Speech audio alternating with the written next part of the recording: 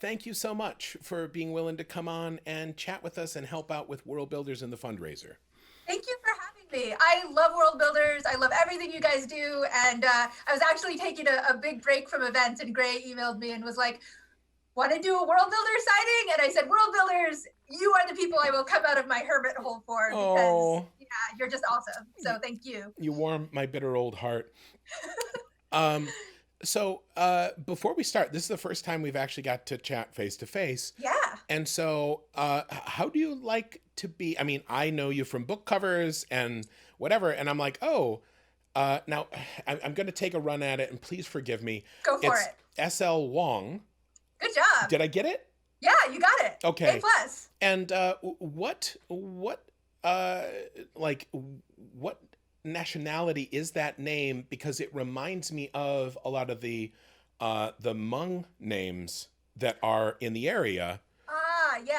I'm not Hmong. I'm a transplant to the Midwest. I know exactly why you would think that, because for viewers not in the Midwest, we have a very large Hmong population here. I'm also Midwest. I don't know if they told you. I'm southern Wisconsin, so very close to you. What? Yeah, I know, right? You're in Wisconsin? I know. We're like a few hours from each other. I would have lost money on a bet. I had no idea. What if you don't mind sharing, where do you live? Just south of Milwaukee. So between Milwaukee and Chicago, kind of southeastern Wisconsin. Okay. But I'm a transplant, right? So I did not grow up here. I'm half Chinese. Okay. And I'm from New Jersey. And then by way of Los Angeles, Vancouver, and Tokyo, I ended up here. That's the least Midwestern combination of cities ever. It is. It very much is. But, I was kind of sick of living in, Los Angeles. For anybody who's lived in Los Angeles, you know why one would get sick of living in Los Angeles. So I actually followed some friends of mine who were from here originally, and they were trying to sell me on Wisconsin. And I said, you know what? I know I love Chicago. So I'm going to come and stay with you guys for a month and see how I like it. And loved it. I love living here. I love Chicago. I love Wisconsin. I love everything about the Midwest so far. It's very, I don't know, it fits me very well. And I like living not in LA. I get that. I mean, everybody likes different things and everybody is their own person. But oof a doof. I maybe it is that I am just way down in my bones a small town boy, but they've done all of those experiments, and they've shown pretty much so many of the wrong things that we believe about human psychology come from experiments that people have done on rats. And anybody who's taken a Psych 110 class knows this. And and the problem with so many of these experiments they're learning, because it's we studied addiction and how addiction works. And, we've studied how people respond to stimuli, and it's what they never took into consideration in all of these things is that rats are gregarious creatures who benefit from, they live naturally in communities. Mm-hmm. And so if you take creatures like that and you say, okay, you live in a small metal box and never see anyone, what you're effectively doing is testing a bunch of theories on animals that are probably dealing with the equivalent of real mental distress, if not outright disorder, given that they're dealing with extreme loneliness. And so all of these things about substance abuse are absolutely true when it comes to people who are dealing with extreme loneliness. But what does this have to do with anything, Rothfuss? The experiment that I always think of is one where they did the opposite. And they're well, here's all of these animals, and we put them in sort of a comfortable environment. And then what if we add twice as many rats to this environment? Oh, no. What then if you get Los Angeles. Yeah. You get a large metropolitan area where the rats go from kind of living in a cool way, and they're friendly, and and they just eat food, and they play, and they groom themselves and each other. And then you put in 3 times too many rats, and then eventually they start to eat each other, not because it's their nature, but because like it's too many rats in a small space. And that's how I always feel. I will go to a convention in Seattle and I'm like, oh, I love this. And there's cool food everywhere and an opera hall. And a lot of my friends live here. And then I spend an hour and 15 minutes in traffic trying to go. What? And then I'm like, oh no, I'm not going to live here. Oh no, it's the worst. And to be fair, there are many things I love about California. And I was doing movies out there, which was, it's a good place for that. But like you're saying, the traffic, it's funny you mentioned radio because radio saved my life. I would, like 3 days in the car was a light day of car travel for me there. It's just brutal, absolutely brutal. And I mean, I loved living there. It was a good 10 years or so, but I'm glad to be somewhere else now. And yeah, and I can still do movies in Chicago, assuming the pandemic ever ends. Man, it would be so cool. It's, and the truth is, we have had here in Wisconsin. First off, we are the birthplace of fantasy, or a certain type of fantasy here. Well, I mean, D&D started here in Wisconsin. No way. Oh yeah, Gary Gygax's Gen Con, the convention where it arose. It's named after Lake Geneva here in Wisconsin. The initial I had no idea. Yeah, wow. like D&D comes from Wisconsin, and as do like a ton of like the old guard fantasy authors used to be literally in Wisconsin. And even a lot of the newer folks, Scott Lynch used to live here. Neil Gaiman was kind of on the DL. He lived here in Wisconsin, although he was over by Minneapolis, kind of a stone's throw. I had no idea. Yeah. I knew we were like one of the top exporters of serial killers. Oh, absolutely. That too. So fun. Yeah, it's like, you got to take the bitter with the sweet. But, so, I mean, okay, now watch me, everybody in the chat, look at me do a good job. I'm going to stop just having a conversation with somebody who is cool, and I just want to chat, because that's what I do. That's my idle setting is just chat. But I think we are here today. I don't want to breathe up all the air in the room and just me get to talk. Oh, I only got halfway through. How do you like to be referred to? SL? SL's fine. Lisa's also good. On panels and stuff, I usually tell people SL because people get less confused. Cool. They're like, yeah. I'll say SL. Also, what are your pronouns? Any pronouns are fine for me. Okay. I'm genderqueer, so that's why I don't put any, because really anything's fine. Cool. And see, my thing keeps resetting itself. And then I have to type it back in. I appreciate you asking, though. That's always good to have that established. It's something I'm trying to get better at. I have more friends now who are genderqueer or who or trans, and it's a kind of an old dog's new trick thing. My boys are so much better at it than I am. They're so much better at remembering. Like, the thing is, I had they beat out of me because I always used they. Like, I used to write a humor column for the campus paper, and I fought, and I wanted to make it like as general as possible. So I would write little fake horoscopes, and I would always use they as a indeterminate, single, gender neutral, whatever. So it would be inclusive, so everyone could read it as if it were referring to them. And they're like, Chicago Manual of Style. This is not. And I'm like, first off, Shakespeare did it. Second off, I can do it. This is my column. I'll do what I want. But still, it was always like, no, they. And Back then, yep. And sometimes an editor would let me get away with it, and sometimes they would just draw the line.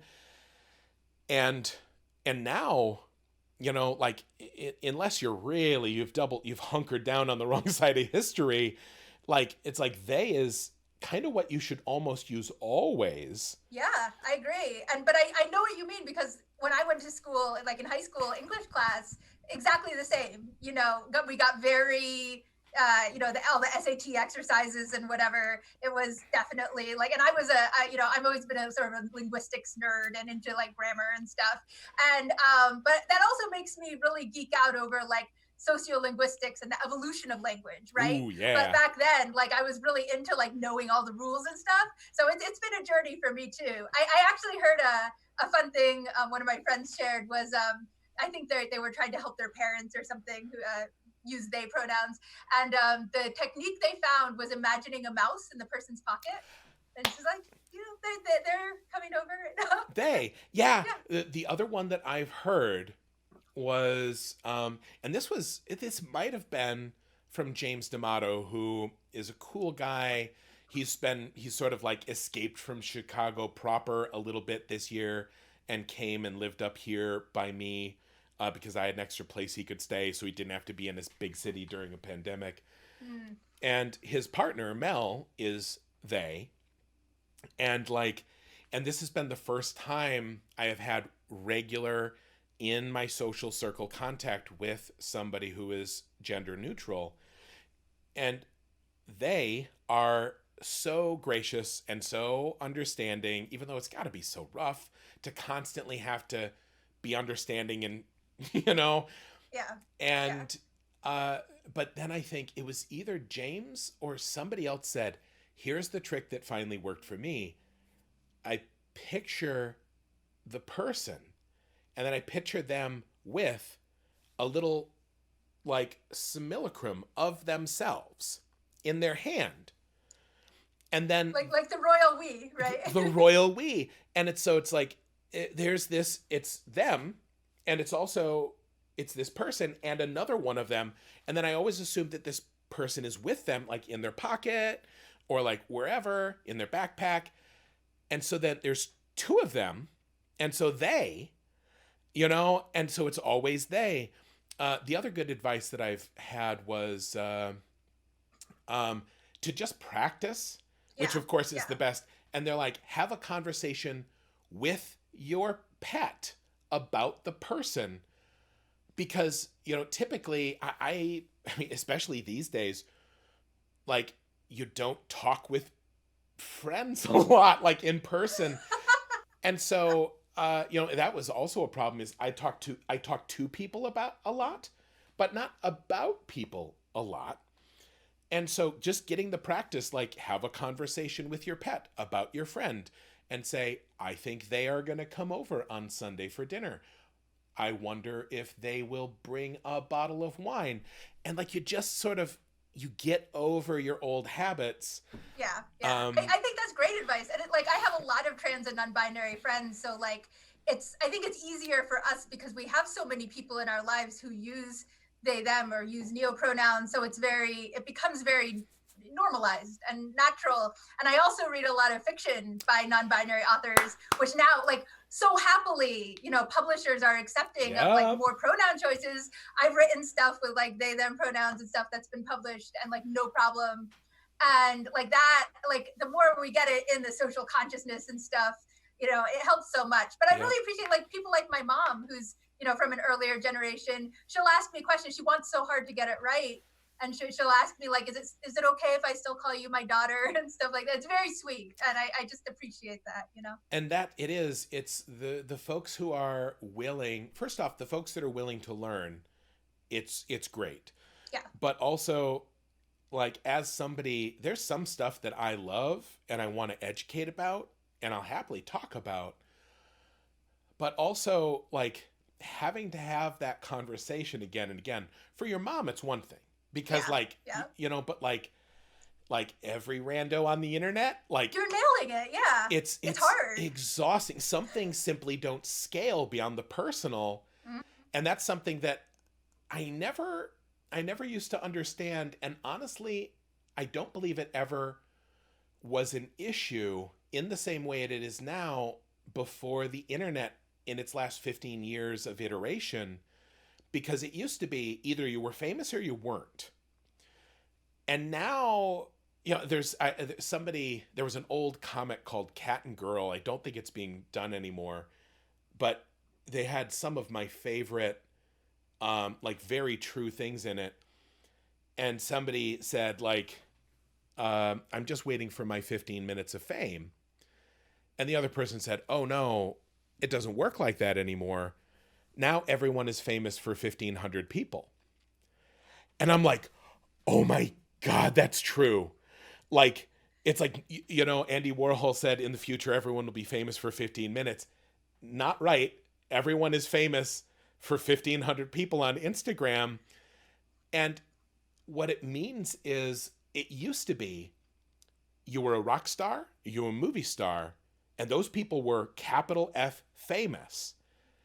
And you treated them differently, and you knew that, like, you kind of shouldn't, like, they weren't your friends. They were a movie star or a rock star, and if you were lucky, maybe you got to touch the hem of their garment or whatever. You saw the Beatles, you screamed, cried, and you fell down because that's how it worked.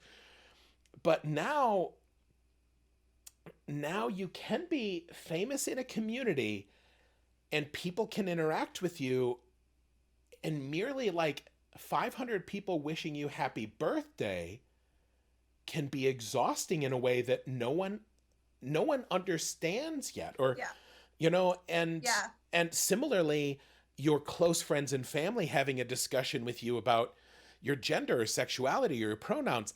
That's like, if you have a huge family and a huge group of friends, that's 50 people total. Mm-hmm.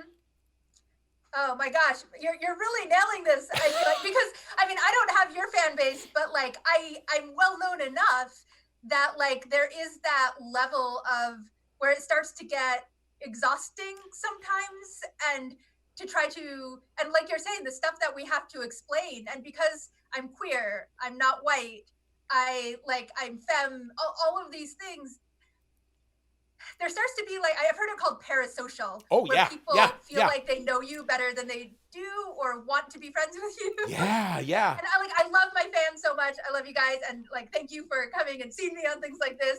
And I want to talk to like a lot of them and get to know them better. But like, there's also that element of this is too big for me, and it like pulling on my brain in so many ways. And I've never had that in like other careers, like in movies. In movies, I did stunts, and I like knew a lot of people who were famous because they were like actors or musicians or whatever, and worked with a lot of really famous people. But I myself, like, stunts, we pride ourselves on being behind the scenes. We don't want to be in the limelight, and we generally weren't. People were niche famous in the industry, but not with like these huge fan bases on the social medias and stuff. So this is very new for me, that like people are asking me in interviews about my dating life and my mental health and like all this stuff that I'm like, whoa, wait a minute. We haven't even like had dinner together. Right. Yeah. And the term that you used, I've just recently stumbled into this because, I mean, it's, I wrote that humor column for a long time. So in some ways I was fortunate in that I think I kind of got inoculated against some of the more damaging social elements of fame because I experienced it in a small microcosm, because local fame from people who read a campus newspaper is a very narrow thing, and and also when it starts off, it's very different. And like the guy who delivers the pizza, who like looks at and says, are you that horoscope guy? And then I'm like, why, yes, you have read my work, my dumb bullshit jokes that I make in the paper. And I'm like, obviously I am fancy, and obviously this is the only reason people read the campus paper.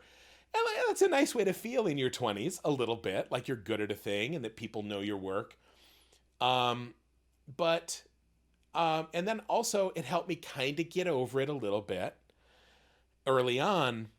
But then suddenly I had the ability to write kind of a funny 500 words, because I did that for about 10 years. And then suddenly I'm a published author, and I'm like, and I stopped writing for the campus paper.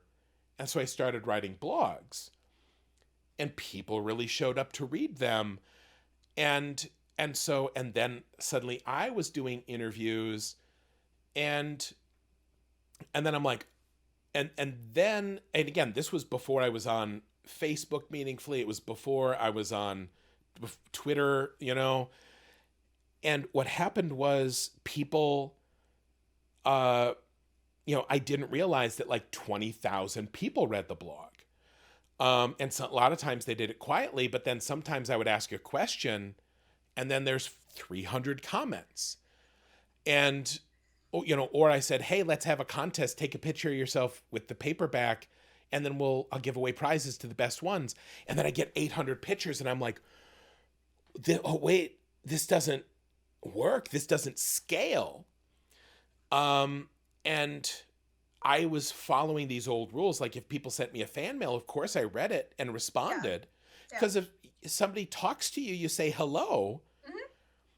And like I did that for 20,000 pieces of fan mail before I finally realized it doesn't scale anymore. So yeah, I'm really interested in like the emerging science of understanding the parasocial relationships, because it's the only way that we can be healthy moving into the future. Oh, I know, and it's such a struggle. And I have this conversation with so many other authors and people who are like have these public presences, and it's really hard because we want to be human, we want to be real, and we want to have these like real conversations with people who talk to us.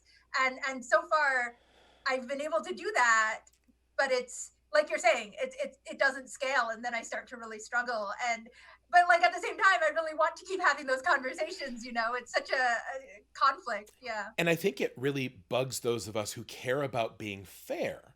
Yeah, definitely. And there's something in the geek psychology, I think, that mistakenly always equates equal with fair, which is a sensible thing to think, but it is dead wrong.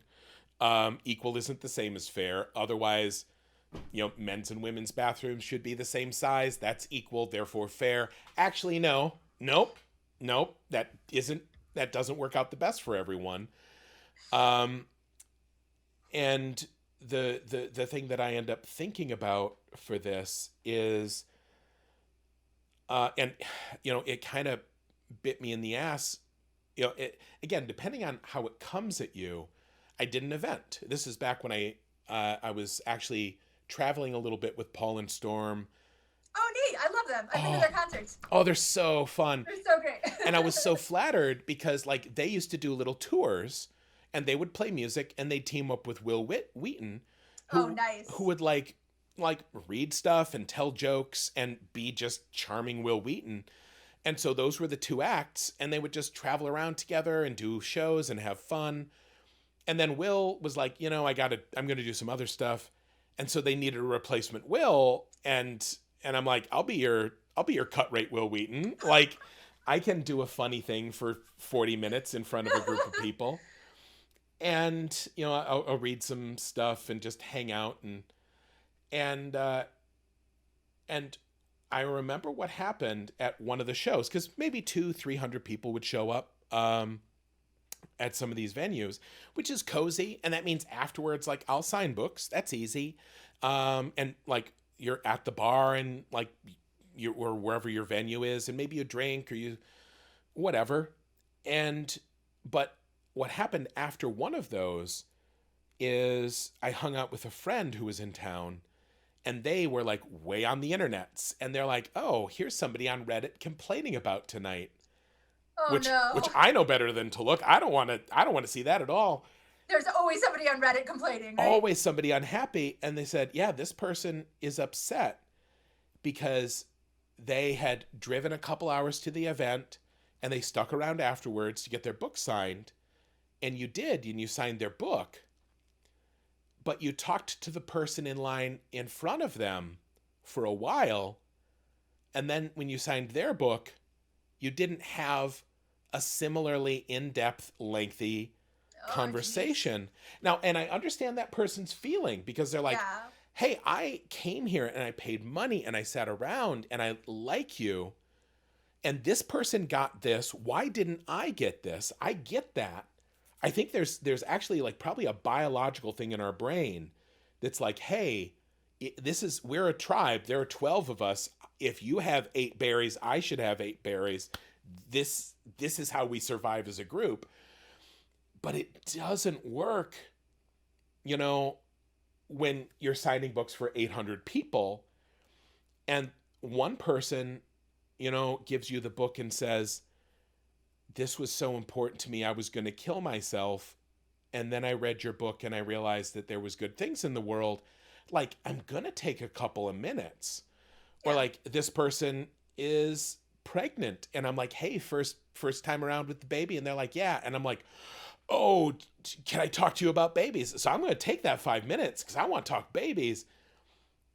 And then like, I can understand how the next person would feel like, where's my 5 minutes? But it seems like the way to fix it is to make sure that everyone just gets 15 seconds and you're not intimate or close or special with anyone. And then no one can have their feelings hurt. But then you don't have any of those good bits. Yeah, and I'm like, it's so hard. I've struggled with this for years.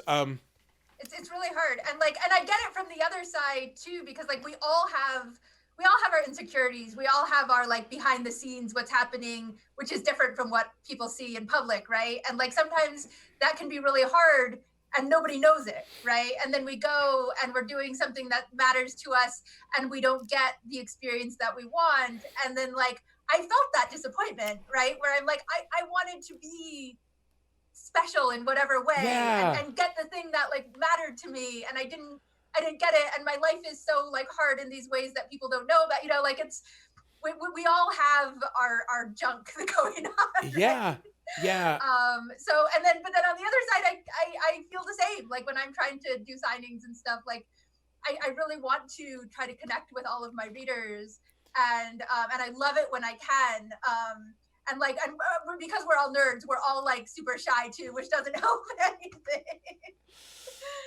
Yeah. It's again, thanks for being willing to talk about this, because it's one of those things, because I am very fortunate. I get to make a living doing art, or at least having done art.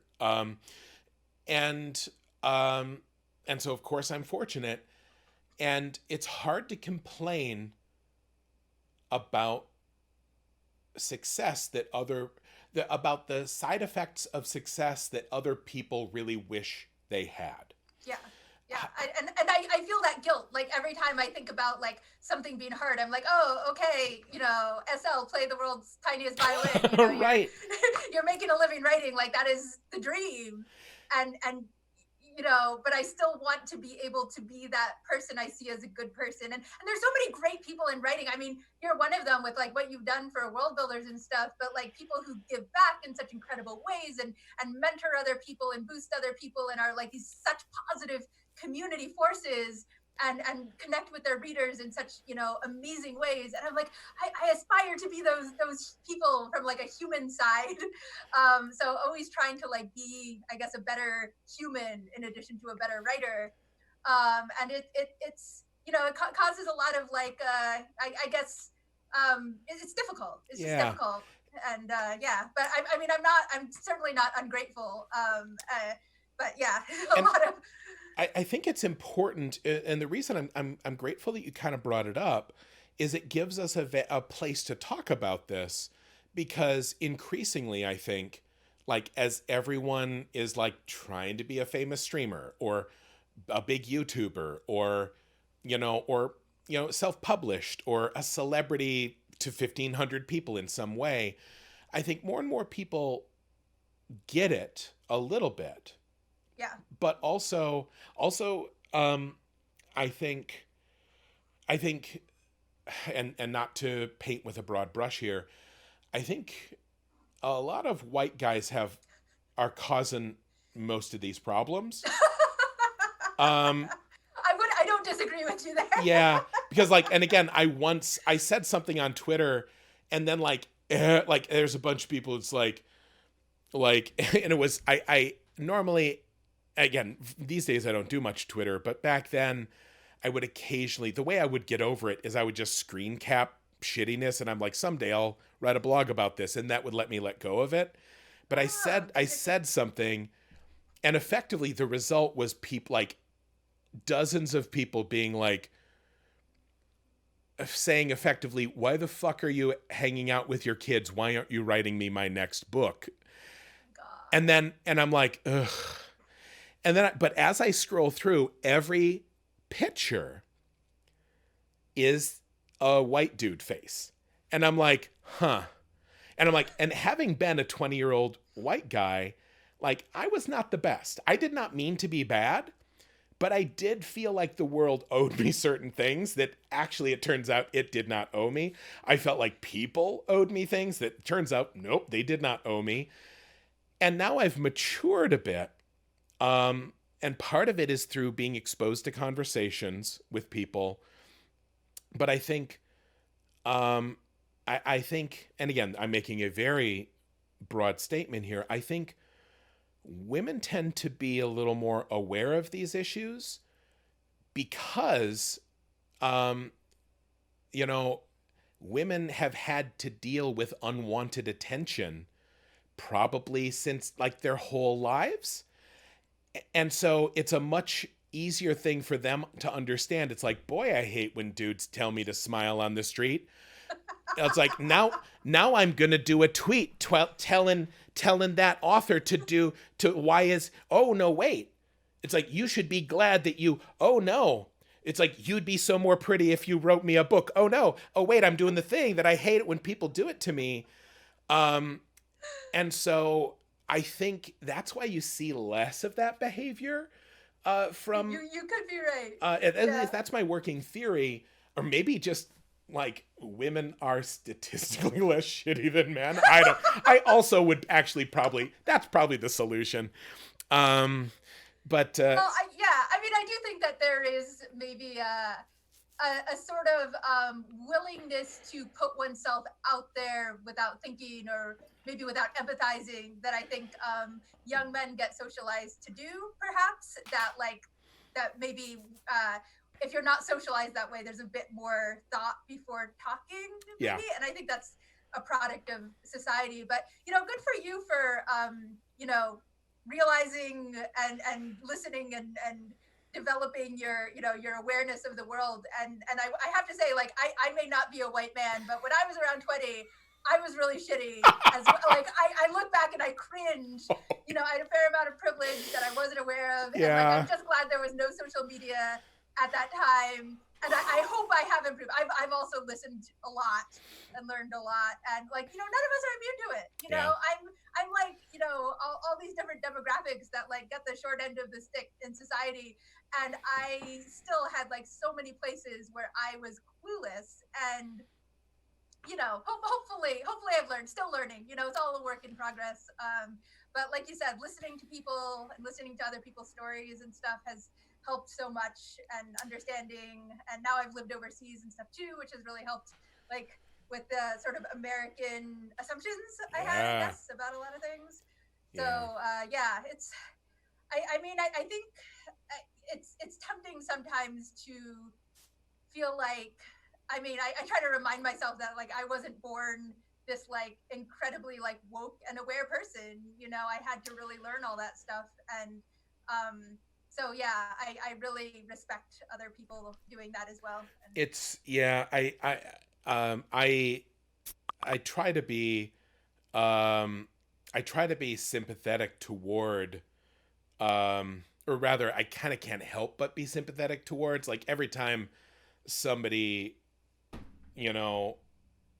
really doofs it on Twitter, or, like, and I'm like, what happens is, I mean, sometimes people are awful categorically and intentionally, but usually something happens and I'm like, oh, I know exactly what he was thinking, because he's thinking exactly the way that I thought when I was 22 years old and I wrote that thing in my humor column and I thought I was being so clever. And then I doubled down on it, and luckily I did it in print, and this was before the internet existed. And people called me on my bullshit, and I absolutely dug in real deep and refused to admit I was wrong. And so, like, it makes me sympathetic to people who are still early on in their journey. And I hope it doesn't make me an apologist for people who are just being dicks. It's so hard because like I look back and I remember like with that full body cringe, some things I said when I was around, 18, 20. And then, but then on the flip side of it, I know exactly the kind of toxic environment these comments are making for people like me, right? Yes, and yes. my friends. And, we look at, there's the hashtag publishing paid me and stuff where we saw that like people of color are getting so much less for books than our white colleagues, right? Or like the recent op-ed in the New York Times, which showed that like 95% of books published are by white authors. And all of this stuff is built on the same environment that these comments happen in and reinforce, right? Yeah. So it's always that like question of like I want there to be space for people to learn and to air and to then listen and grow as people. And I want there to be room for redemption and restorative justice and not condemning somebody forever and running them out of the community for a comment they make at age 20, right? So that's on the one side. And then on the other side, like I so need there to be like that more equity, a better in world, an actual really better world now. And to see my colleagues, who are really getting shafted, not face this kind of prejudice and bigotry, right? So like how do we navigate that? And same with Me Too and harassment and stuff, and like somebody says or does something that obviously the person who interacts with them in that instance never has to forgive them, but like how do we as a community address that? It's such I've had those conversations so much with so many different people, and I feel so much I'm better informed as to the complexity of the situation, because exile does not work in the long term. And this, I actually had somebody point this out to me, because she did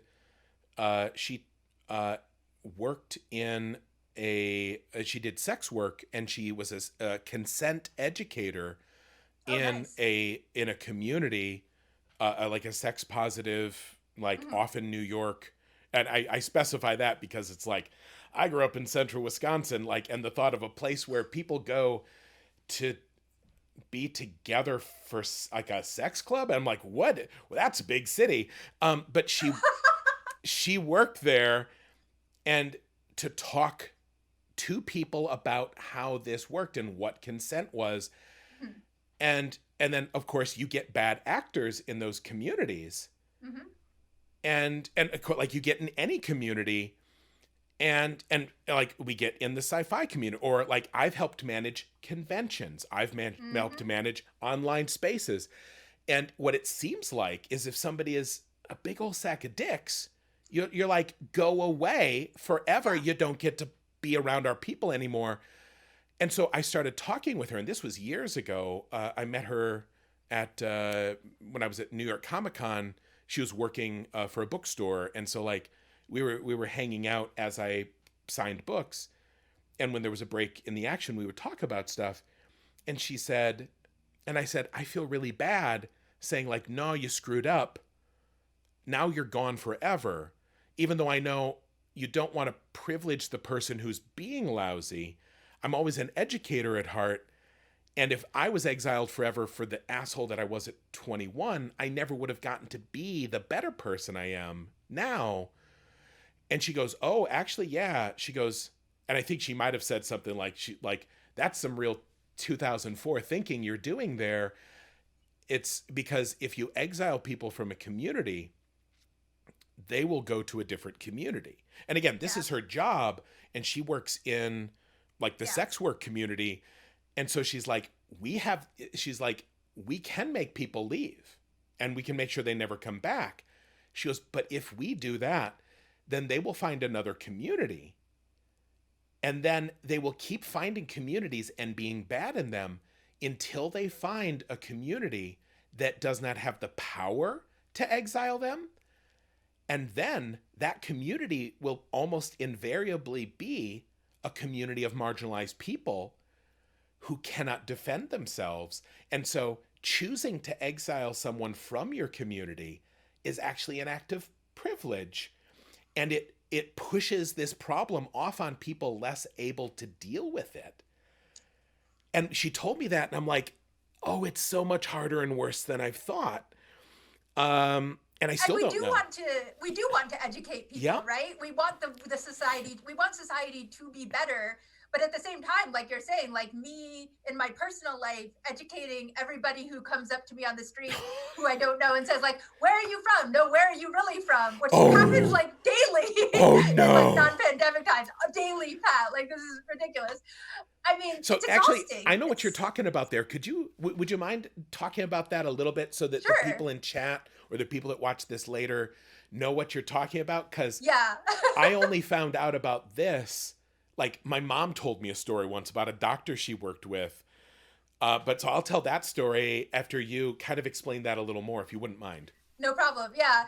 So I'm what people in Hollywood call ethnically ambiguous, where people look at me and they can't slot me immediately into a box where they know what race I am, which like, if you don't know me, it's like nobody's business, right? And my friends all know, you know, I talk about my heritage and my culture and all that, and I don't mind talking about it, but I literally on almost a daily basis, like in the Starbucks line, in the subway station, like outside or standing outside a restaurant waiting for friends. These are all real things I can think of off the top of my head that have happened, real places that this has happened. People who will come up to me, total strangers, not introduce themselves, nothing, and say like, hey, where are you from? And sometimes they preface it with something complimentary, like, oh, you're really pretty. Where are you from? You know, but it's still like, I'm just trying to live my life. And I have these random people coming up to me almost every day. Where are you from? And if I say New Jersey, right, that's not what they want to hear. No, where are you really from? Right? Yeah. No, New Jersey. really New Jersey. The one that my mom told me was she came home because she worked in a hospital and she, you know, different roles over the years. And she's like, we had this terrible little old woman come in today. And when she met her doctor and she's like, Dr. Kim is so kind and he's so good at his job. And this old woman was being so crotchety and so like resistant and whatever. And like, and none of us could kind of figure it out. Like, because sometimes people are in pain or they have a hard time talking to doctors or, you know, or you're old and like, Lord knows, like I'm not always hitting on all 8 like I used to back before I was whatever I am now, like old and burned out and traumatized and pandemic, you know? And so, but finally this woman just like popped her cork and she's like, how dare you ask me about why don't you just go back where you came from? And then, and this actually, it made me feel better at that time hearing this story where Dr. Kim, who I'm pretty sure was Korean, couldn't understand what she meant, which meant that this was not an active, like, sore thing that he was. That's good at least. It's good at least, but it made for a better story because why don't you just go back where you came from? And he was like, San Francisco? You know, and he was just like, why? It's like, why would I go back to San Francisco? And I'm like, and I love that story. I love that story of her being so, and she's like, I'm going to deliver this crushing. And it's like, and I'm so glad that like, that racism wasn't so constant in his life that he was in a state of perpetual flinch. And again, that's a really good point. Yeah, because like people don't realize when they come up and they think, oh, I'm just making this innocuous comment. And they don't realize that they're like the 500,000th person to do it. So many. And the thing is, then you become part of the problem because of your flinch. And I'm going to, okay, here's the thing, everybody. Thank you, everybody, for donating. Keep sharing the link to the team page. I'm going to come to questions. Oh my God, we've been talking about. Oh no! This is such a So good much to put that conversation. I'm enjoying it so much. We have to sign books. Oh my we gosh! have to sign books. So here's the thing. This is totally my fault. I had one job, and it was to do the thing that they said to do here, and I have not done that.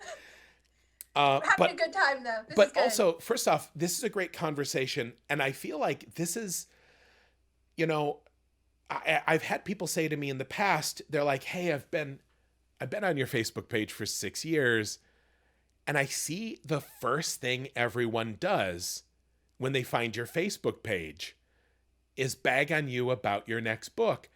And I did that too. And now I see how often you deal with it, and I'm so sorry.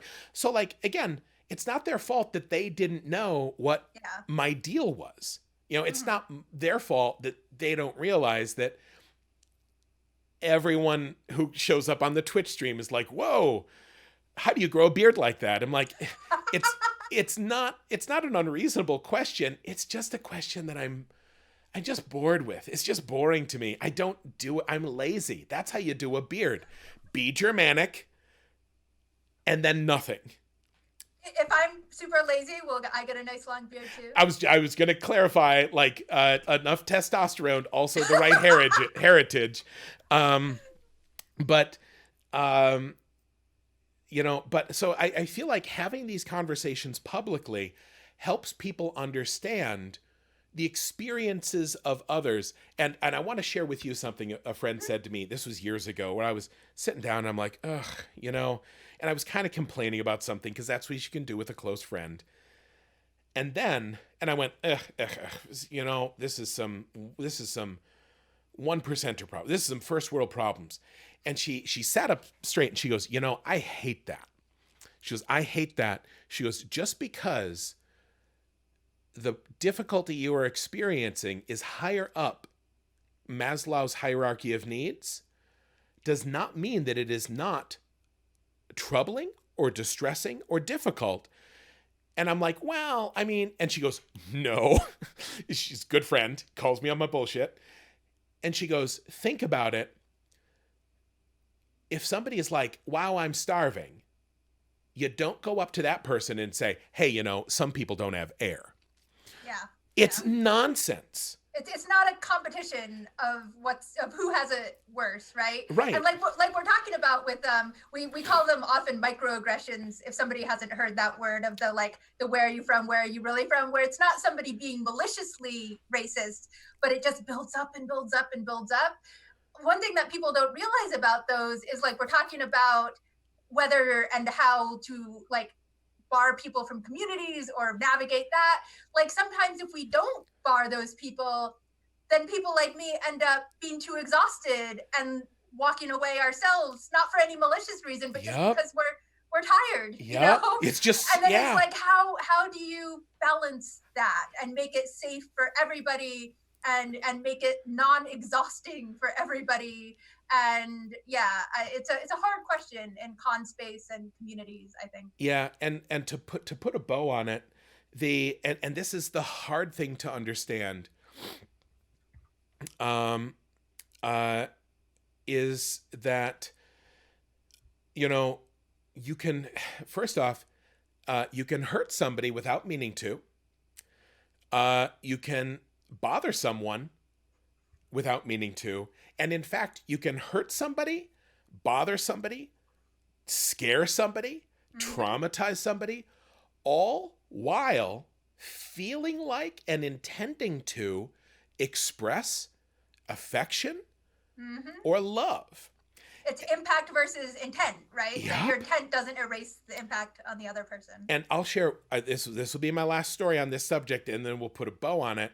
And I honestly, although I feel bad that I have sort of left the path of the intention here, I'm going to, having this discussion, that I feel like I am so excited to have this archived, to share with people, to look at it, because I feel like people who haven't been part of this conversation, we're not angry. We're not like we're not, we're saying like, hey, here's some stuff that I've dealt with and learned. It's weird and kind of bad. So here's the story I'll share. I went to a convention in Spain. Okay, no, wait. I'm gonna do the classic Pat Rothfuss. Actually, before I tell that story, here's the story that comes before it. Here's the hold on, wait. Let me go back a bit. The Pat Rothfuss story. That's my it's my eventual autobiography. And my first experience with hanging out with authors was one of my very first conventions. It was a very tiny one, and Neil Gaiman was there because somebody at University of Minneapolis had a friend and knew him. And Neil, who is like, have you met Neil? I haven't, no. Oh, he's like everything that you would hope he would be. Which is not always the case with, and I don't know if you're a super fan like I am, but he had written the screenplay for Beowulf, and he had just had the red carpet release in London. And because his friend Jack Zipes, who's a major folktale fairy tale theorist, who's like one of the few academics who I know the name of, and and the knowledge does not make me furious and want to just kill. I've not had good experience with academia, but Jack Zipes does some good work. And he does fairy tales, which is unheard of in academia because nobody gives a shit. But Jack knew Neil, and so some of his grad students wanted to do a con called Why Fantasy Matters. And so they reached out to me, and I'm like, sure, I just wrote a book. I'll come. I'm whatever. But Jack reached out to Neil. So Neil was at this con too. And I've been published 4 months. Here's Neil Gaiman. And I helped them by inviting some of my friends who it's like all of us have been published for a year, maybe. And so it's all of us and Neil Gaiman striding this convention like a colossus. But he's also took a red eye back from London to come to this little con put on by the students of an acquaintance of his, which again shows you the sort of person he is. And he's there, and there's a couple fun stories from that con, but I'll limit myself to the one where we all got together and talked, and he was just telling stories about his life, and all of us were trying, at least everyone else is grinning like idiots. There's a picture of that time. Everyone else is like, they're like, holy shit, it's Neil Gaiman. And I look like I've been piffed because like my entire, like 98% of my brain is being like, be cool, Rothfuss. Be cool. Be cool. Be cool. And that's all my brain is. It's like, chill the fuck out. Don't you freak out on Neil Gaiman, man. This is not okay. But I watched him because he's like, yeah, he goes, it does kind of get to you after a while, or people want you to read their book. He goes, and now I say, boy, if you could give me 3 hours to read it in, I'd love to read it and give you a blurb. But he goes, I just don't have 3 hours. And he goes, it's a shame and it breaks my heart because I loved blurbing books. And so then, and again, he's saying this having like slept on an airplane to come do this thing and did a talk and was charming and did a Q&A and signed books till everyone got their book signed. And then he's like, and then he hung around to talk with the new authors, didn't just go home and sleep, hung around, talk with these newbie authors. And then he's like, I think I'm going to head out. And as he did, somebody ambushed him. Like somebody who had come to this con just for this. And they came out and they said, hey, Mr. Gaiman, you're such an amazing author, and I just really respect you. He goes, my brother, he's writing a novel, and if you would agree to look at it and just give him some advice, it would mean the world to him. It would really help him out. And Neil said, hey, he says, I really understand where you're coming from. This is a nice thing you're doing. But he goes, I just don't have the time these days. And he goes, honestly, he would get much better, more in-depth advice from somebody who could sit down with and talk in depth and over a long period of time. And the guy's like, just, what about just like 100 pages? Just 100 pages.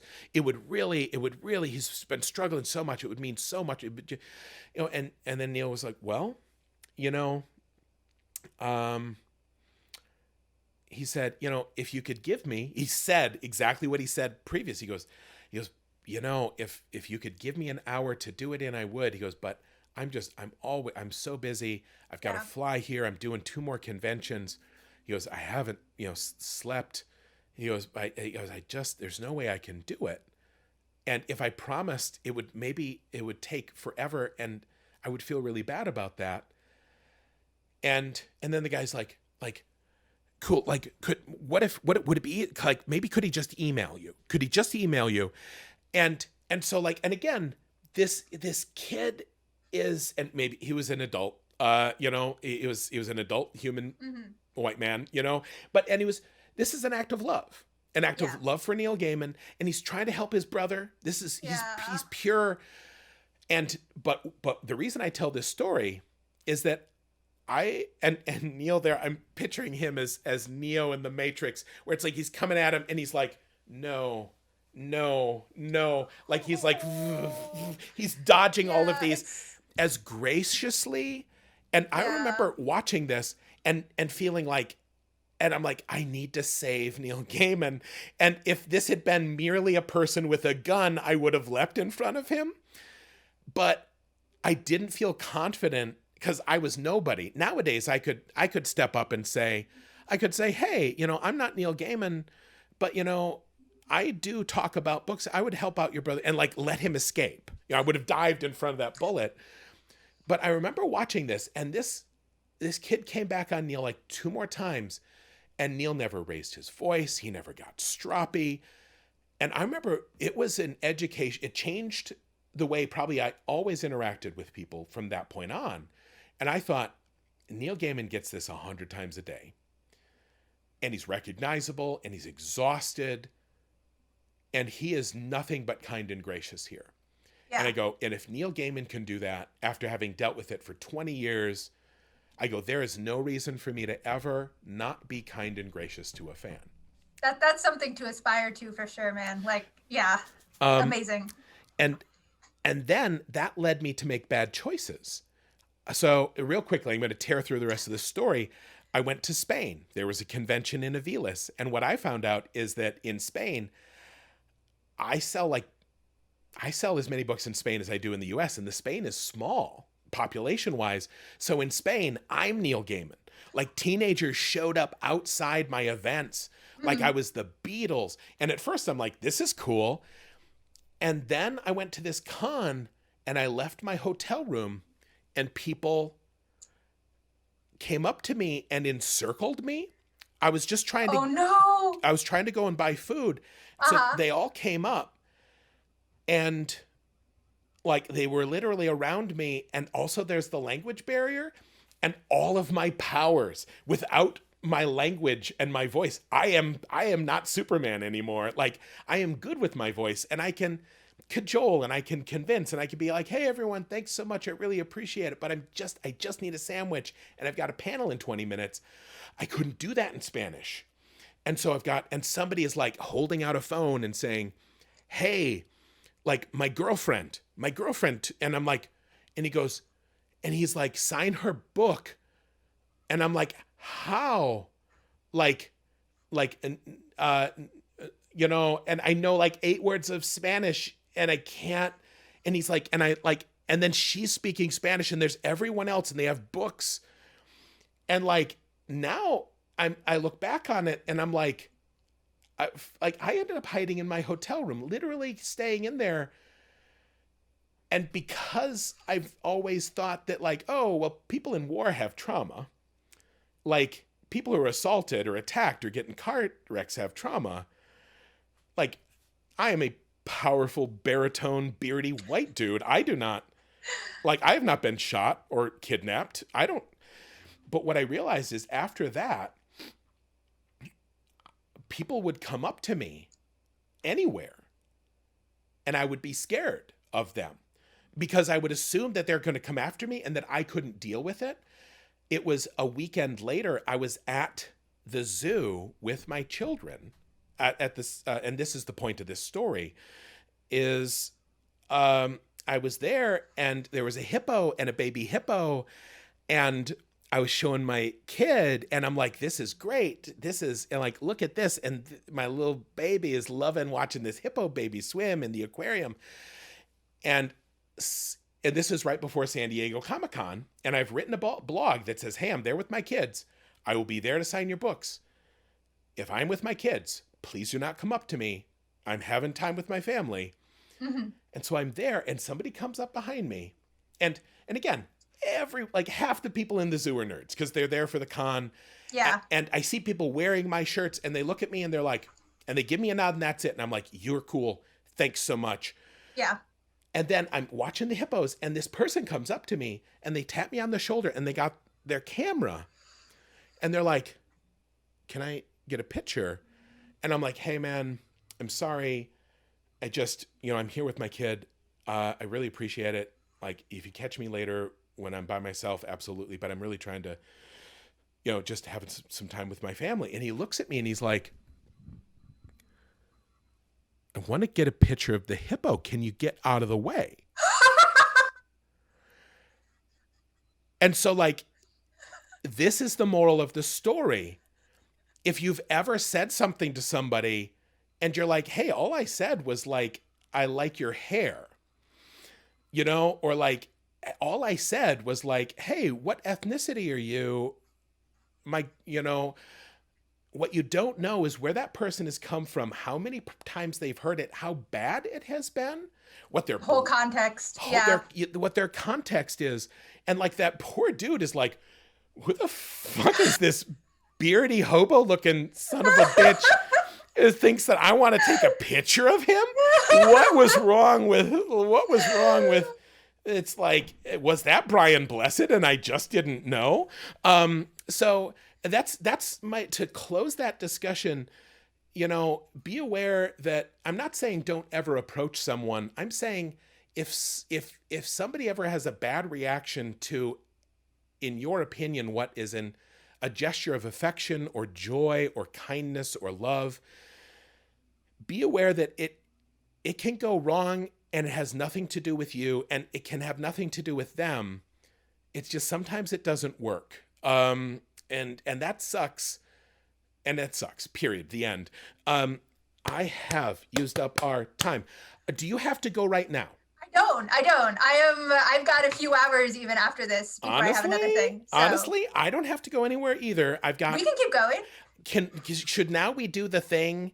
We can do the thing. We should do the thing. Can people stick around on the Twitch stream? Is this good? Is because like I'm doing a thing at 6, but it's also on the Twitch stream, so I might as well just ride all the way through.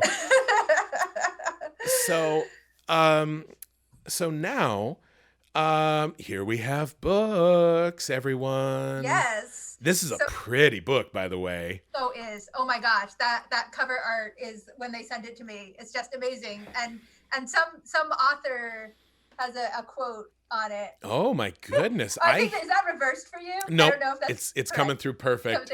Okay. That Patrick Rothfuss, he fancy. I know. My publicist was thrilled by that quote, by the way. You made her day.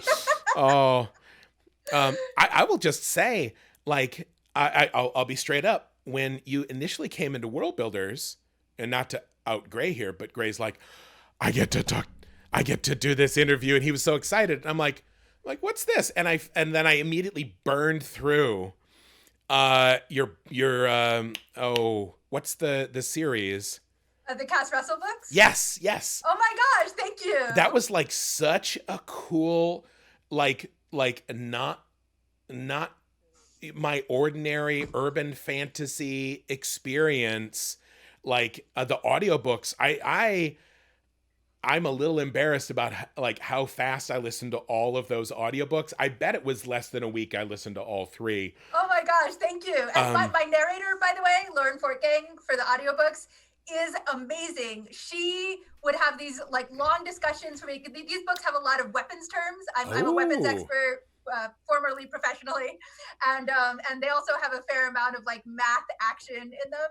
she would have me record for her all of the weapons terms, all of the math terms, so she would say it with the right like intonation and make sure to get it right. She was just on point with all of that. So like aces to her. I'm so glad that they sounded good. Like it was very good. And I mean, audio narrators are absolute unsung heroes. So much. Yeah. It's such a hard job. Yeah. And the ones who really get it right and talk to us about like all the pronunciations, it's a really hard job. Like this is also, she did so many accents for the books and like all these terms that she's not an expert in, but she wanted to sound like she was. And I think she did a great job. Yeah. Like, I love her so much. Yeah. Out of curiosity, I forgot what I was curious about, and it's probably a good thing because now, okay. How about this? Because I don't want to over ask. If you're willing, I am available and willing. We could do a little QA from the audience, and also do this book signing thing, which we should have already been doing. Which again, this is my fault. And what I will say is this is further evidence of my personal theory. People come to me and they say, how do I make a compelling fantasy world? How important are the maps? How many languages do I have to create? And I'm like, no. Everybody does that in fantasy because Tolkien did it. But Tolkien was a geek for maps and he was a linguist. Mm-hmm. And so, of course, he made these languages because that's what he was nuts for. He was also a geek for the Eddas, and that's why he ripped off all the Eddas and all these things. And so don't try to be a geek for a thing that someone else was a geek for. Mm-hmm. If you're into butterflies and interpretive dance and, jazz trombone, and that's your passion, I want to read your weird, like modern art, lepidopteral, jazzy trombone, fantasy novel. Yeah, and let me tell you, this is funny. So these books, this is my debut book, and for those who don't know, it's about an anti-heroine who can do math really, really fast, and she uses it to kill more people than is strictly polite. A little too much murder. When I was writing this book, I was living in LA. I was working as a stunt person and firearms expert for film and television. And I also have a math degree from MIT, and I'm a huge nerd, right? So I was writing this book, and my friends would come up to me. They knew I was writing something, and they would say, what's that book about that you've been working on? And I would kind of say, math and guns. And laugh so hard, and they'd say, only you would write a book like that. So it's very much me in this book. And this book actually too is half Chinese fairy tale retellings where it's two queer middle-aged women who are markswomen. Red Riding Hood is a recovering assassin, and she teams up with Hou Yi from Chinese mythology. All of these books are there's so much of me and the things that I geek out about in them. So yeah, I think that's some of the best writing advice I've ever heard. Yeah. In fact. I would like to say, this is not saying write what you know. I would say write what you love. I like that. Yeah. And because write what you know is a piece of writing advice I will actively bloody up my knuckles on. I will fight. I will fight that because, if that's the advice you give people when they're learning how to write, they're like, okay, cool. All you're going to get out of people is a bunch of stories about a bunch of writers desperately trying to write a book. And that's awful. There's so many of those. That's awful. That's where those books come from. I don't want that book. You do your research, right? Learn what you want to write about. But we're sci-fi and fantasy writers, right? We are by definition writing stuff that we don't know, that doesn't exist. Absolutely. And it's amazing. You know, I love that. Yep. And I wrote about things that I do know, economy and sociology and numismatism and ancient dead religions and anthropology. All of that mixes in. Mm-hmm. But I actually don't know about music. I made all that up, and I made it up pretty good because that's what an author does. Yeah. But yeah, write what you love, but also don't be scared to draw on those weird things that you're passionate about, because that's what those are gives. the best books. Yeah, that's what gives your totally. story flavor. Okay. So, also somebody said, I can't seem to find the books on Audible. Can we drop a link to World Builders has an affiliate association. Also, I do know they're on Audible, because that's where I got them. But I wish that I'd got them on the new World Builders audio. Like, is it linked to like bookshop.org or something? It's linked to one of those. a thing. I know what you're talking about, where they give some of the proceeds so that if you order audiobooks off of this affiliate link once you're signed up, first off, not Amazon, which I mean you gotta be a little careful saying that too loud, but also I'm Amazon, with you. right? And Libro FM. That's it. Yeah. I know what you're talking about. Yeah. Hey, can Aaron hook us up maybe with that link? Link just Aaron, came we in. love you. Thank you. So we're there in the chat. If you sign up to that, you can, get these books, get all your audiobooks there. And then World Builders gets a piece of the action. Plus you're fighting the power that is Amazon. Plus you're supporting an indie. Plus fair market competition. Plus you get to listen to an awesome book. I'll hold up those other two as well. Oh yeah. Yeah. I love this cover with the explosions. Like, and by the way, for those who aren't math people, all of the titles are math puns, which only other math people are amused by, but me being a complete math nerd, I really like it. They are pretty good. And this book will also have an audio. It's not out yet, I don't think. But I was really grateful to Tor because there was a fair number of Chinese names in this book, and they got somebody who does the Mandarin, and she sounds amazing. She's narrated a bunch of books by Asian writers, and I was like, yes, way to support in like making sure not to butcher names and pronunciations. Yeah. Hey, Aaron, in the chat or in my Slack here, how do we assume that the people in the chat don't know how this book signing is going to work here and now? If you can either put that in the chat, or you could Slack it to me and then I'll read it to them, because I understand it so well. It's actually quite hard for me to explain it to a novice who doesn't know what we're doing here. This is me cleverly dissembling and saying, like, here we go. You can order her latest book, Burning Roses, here and get it inscribed personally, possibly right here on the stream. Yes, and bonus, I purposely get archival metallic pens because I think metallic pens are amazing, and archival ink doesn't fade when it's on your bookshelf for years and years. So I make sure to go the extra mile. I appreciate that. I think I just want to be friends with you is all I'm saying. We have so much in common, and the things we don't have in common delight me because I want to ask you 1,000 questions about the things that I don't.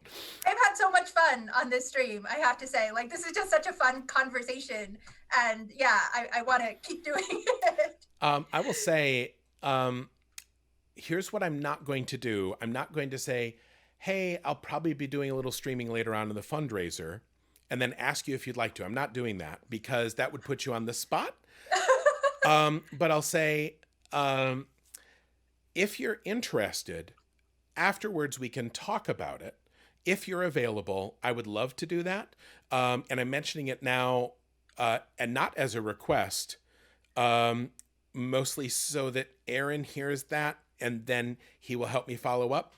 Well, I appreciate that very much, but I can tell you right now that as long as I'm available, I am more than happy to come back and continue because this has been such a great time and I don't want it to end. Okay. So we'll talk times afterwards. Cool. I'm trying to be real careful, like not to do the asking on the stream because it can. It's appreciated. Yeah. I really appreciate that. Yeah, thank you for being aware. Okay. So I do think Aaron has pinged me. We do have a couple of people, and so it looks like we have our first inscription is to Janice. Okay. Janis.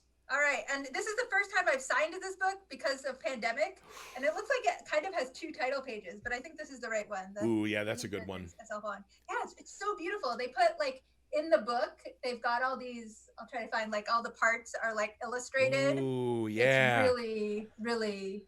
Yeah, it's beautiful. That's I nice. like I geek out about almost everything, and like layout and illustrations are one of those things that I know nothing about. Like I am hopeless at any of that, but I can appreciate it, and I love what they did. Like every person who worked on the design of this book, thank you. You all are awesome.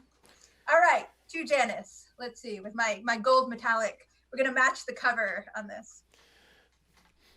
Also, this is the very first signed book. Janice, I'm just saying, you could eBay this for a lot of money. I'm just saying, Janice, no one would hold it against you. This is the first ever signed. All right, let's see. I will try to like not cover up the beautiful illustrations. We'll do. Yes. Finding the good place to sign a book. It's one of those things. If you're going to sign a dozen, but like if you're going to sign a couple hundred books, I actually talked to my publisher and I'm like, can we move this logo because I need more space to sign books fast? Holy wow. While you're doing that, I just got to say somebody donated $1,600. Oh my gosh. Awesome. Here on the team page, Valkyrie Savage. I hope that's your real name. And if it isn't, it will always be your name in my heart. Thank you so much. I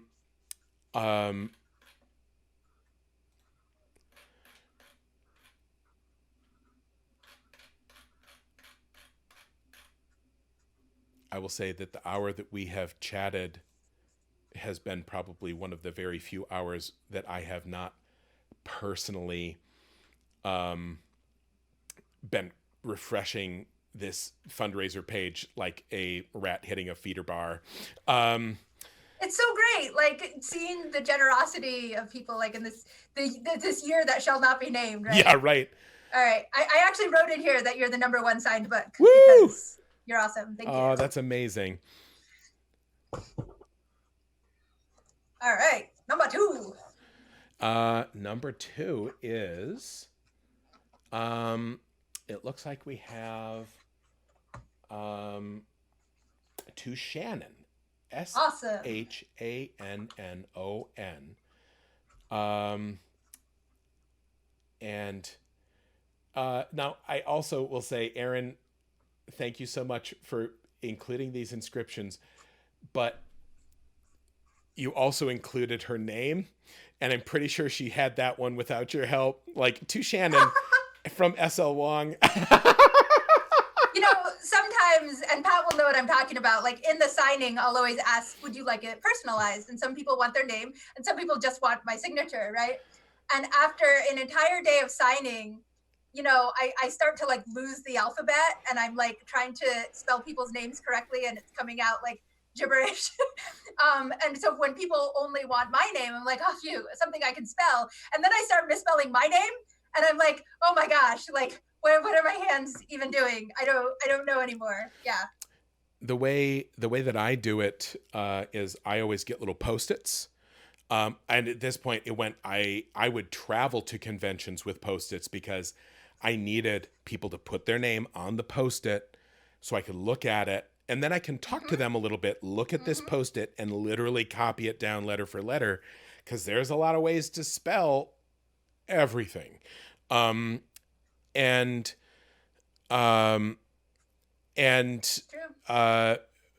also, sometimes people would get confused, and they would write on the Post-it something like just your signature. And after you've done like 400, and maybe if you didn't sleep early, just your signature. Oh, I've started to write JUST, or like I start to write whatever you want, or they're like, they've written Pat Rothfuss on it because like they didn't understand, they just wanted my signature. Yeah. And I hit that one, and I'm like, oh no, like I sorry, I have a big stack of books that I brought home from signings because I've screwed them up. you know, when I have an editor or publicist who's like being my handler at a signing, they'll fly leaf them for me. So they'll like open them to this page. Oh yeah. And like mark it and then put the Post-it with the name. And it's like, it makes such a difference. I didn't realize until I was in it. It's like, oh, thank goodness for that. But here I'm virtually by myself. Like, I have done an informative video that I send to bookstores, and I'm like, we did it as sort of a fake infomercial. It's like, hey there, so you want to have Pat Rothfuss do a book signing at your store. And, it's like, and it's like, have you considered folding it, like flapping the book? Here's where the Post-it goes. Because I feel like such a princess being like, no, actually the Post-it needs to go here. Yeah. But the truth is, when you're doing, sometimes like 800 books, sometimes 1,500 books, like 4 seconds times 1,500. It can make such a difference. It's and like, a lot. I feel precious about it too. Like it's that hard thing where it's like, I don't want to, sound like a dick about it at all. Like, but it's just so helpful. It's so nice. It's so nice when they work that angle for you. So also, everyone, if you're just tuning in, welcome. This is the fabulous SL Huang, who is going to be signing books virtually. Although, we are virtual here, but she is literally also signing a book. And so if you buy it following that link and say a brief inscription you would like your name, then she will put that in the book here. This is sort of like what a regular book signing would be, except you don't have to drive there and get COVID. Worldbuilders has it all worked out. Like this is, being able to do a signing during the pandemic where I'm actually signing the books it's something. Aces. Yeah. Right?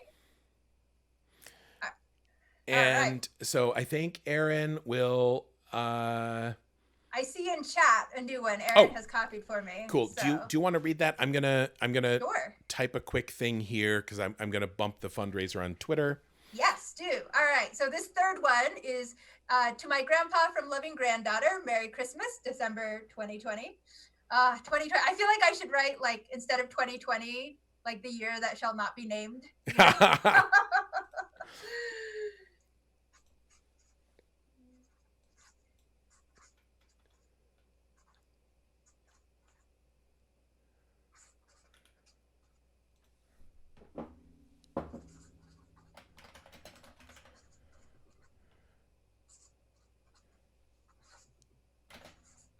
All right. So this is always the problem during real life signings as well, is when I'm writing, it's really hard to also talk. Yes. Because what I say, I will end up writing. Yep. So I'll be like, oh, how's your convention going? And meanwhile, what I'm writing turns into how is your convention going? And I'm like, oh my God. Yeah. So how about this? I will, again, I'm doing a quick social medias to let people know that we're doing this for another hour. Yay! Also, if you follow that link, you can order a book and get it signed. And that's a pretty hardcover. Just to say, pretty. As somebody who loves a nice physical artifact book, and you can tell that the publisher really worked at it because you have really nice flyleaf in there as well. And this is the two main characters here. Red Riding Hood is a markswoman with a rifle. So we've got the rifle and the bow. Ho Yi's an expert archer, which is like true from Chinese mythology. That's like Ho Yi's story. And they get together in this book and have many adventures with the rifle and the bow. And I just love that. It's just the detail on that is incredible. Could you tell me a little bit? I don't know that piece of mythology specifically. Yeah. Could you say it again for me? Absolutely. So Ho Yi hold on 1 second. Yep, I screwed up and we went away because I did a thing bad on my screen and now I've got to put us back here. No worries. Oh boy, I know better. Okay, how about this? You can still talk about that while I try to fix my video goof. Okay. Are people hearing me? They can hear us. Can hear me? Yeah. Okay. All right. Cool. The story of Ho Yi and Chang'e is one that I did grow up on, in addition to Western fairy tales. And Ho Yi, in my version, Ho Yi is a trans woman. In the mythology, he's a dude. I don't know why I'm holding up the book like you can see it. My cover artist, by the way, is named Victor Nagai, and I'm not sure I'm pronouncing that right, but incredible, incredible artist. Okay, so Ho Yi is a very famous archer, and did all of these heroic things. Like, it was like a hero of folklore, kind of like Hercules has all of these different like heroic deeds to his name. Ho Yi was the same. Like, all of these heroic, you can tell many, many stories about Ho Yi.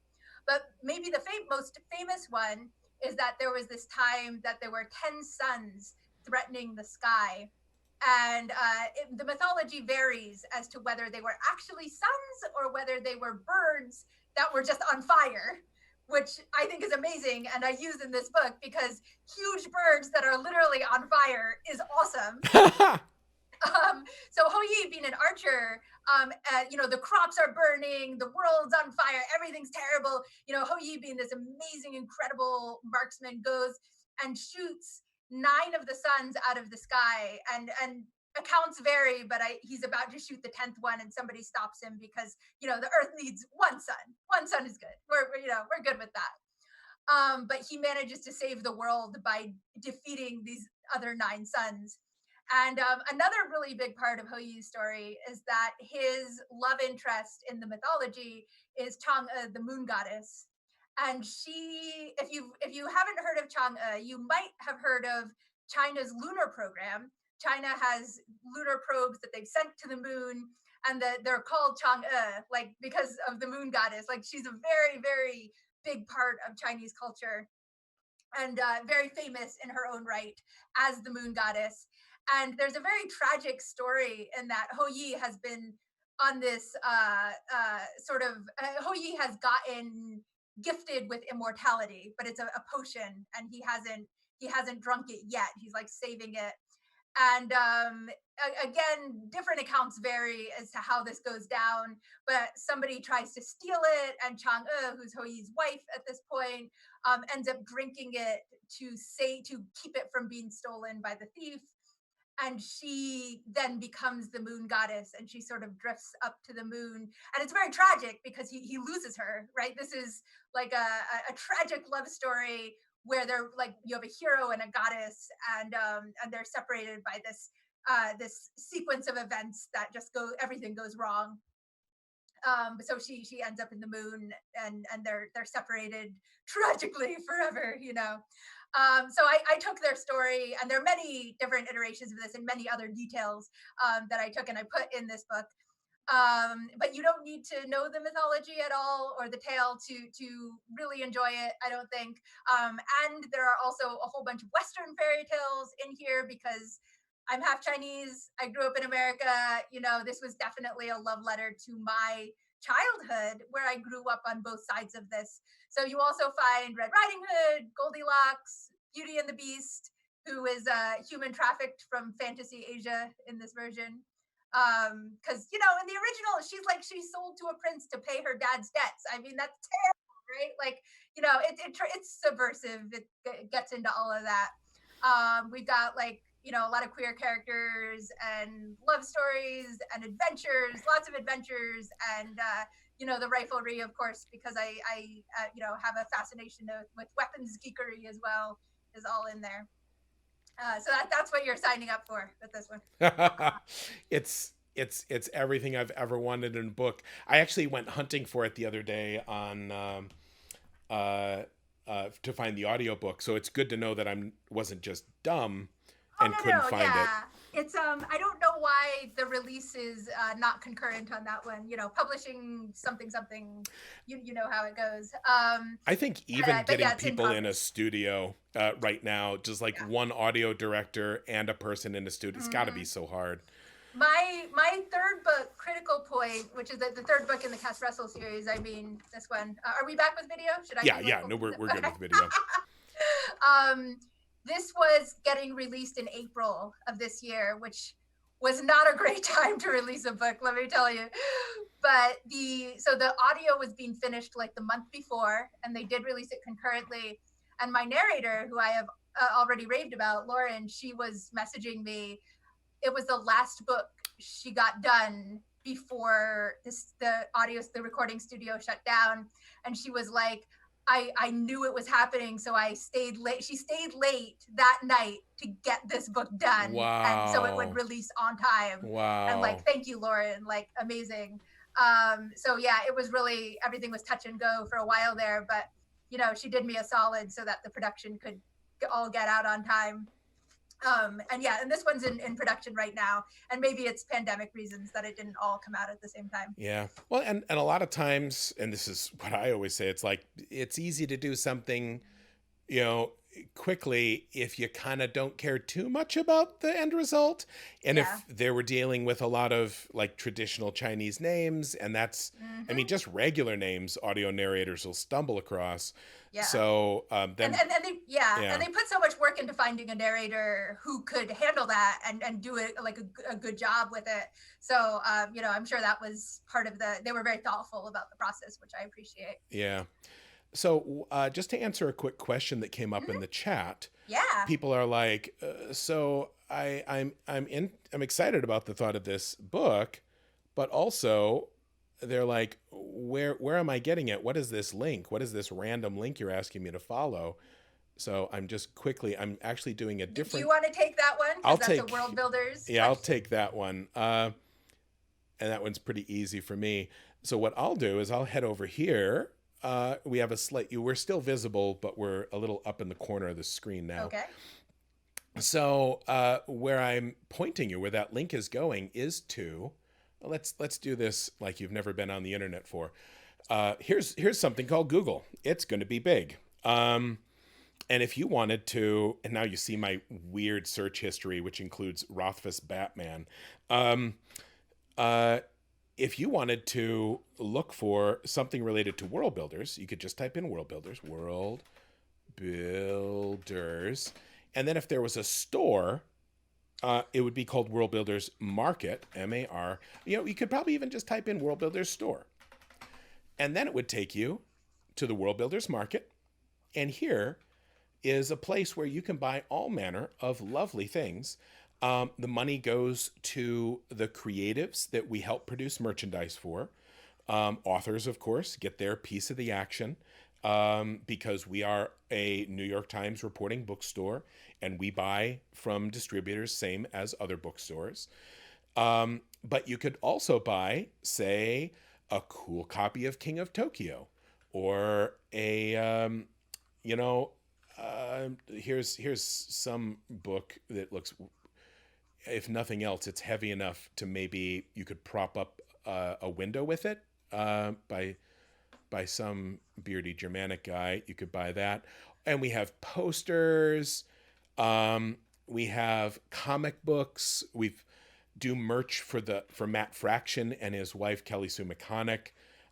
If you haven't read Sex Criminals, but the thought of a comic called Sex Criminals delights you, you will not be disappointed. It is a very good comic. We just have a ton of stuff here. A lot of it signed.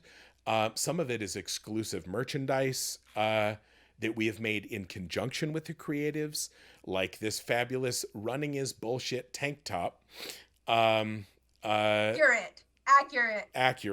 And again, games and more games and books and posters.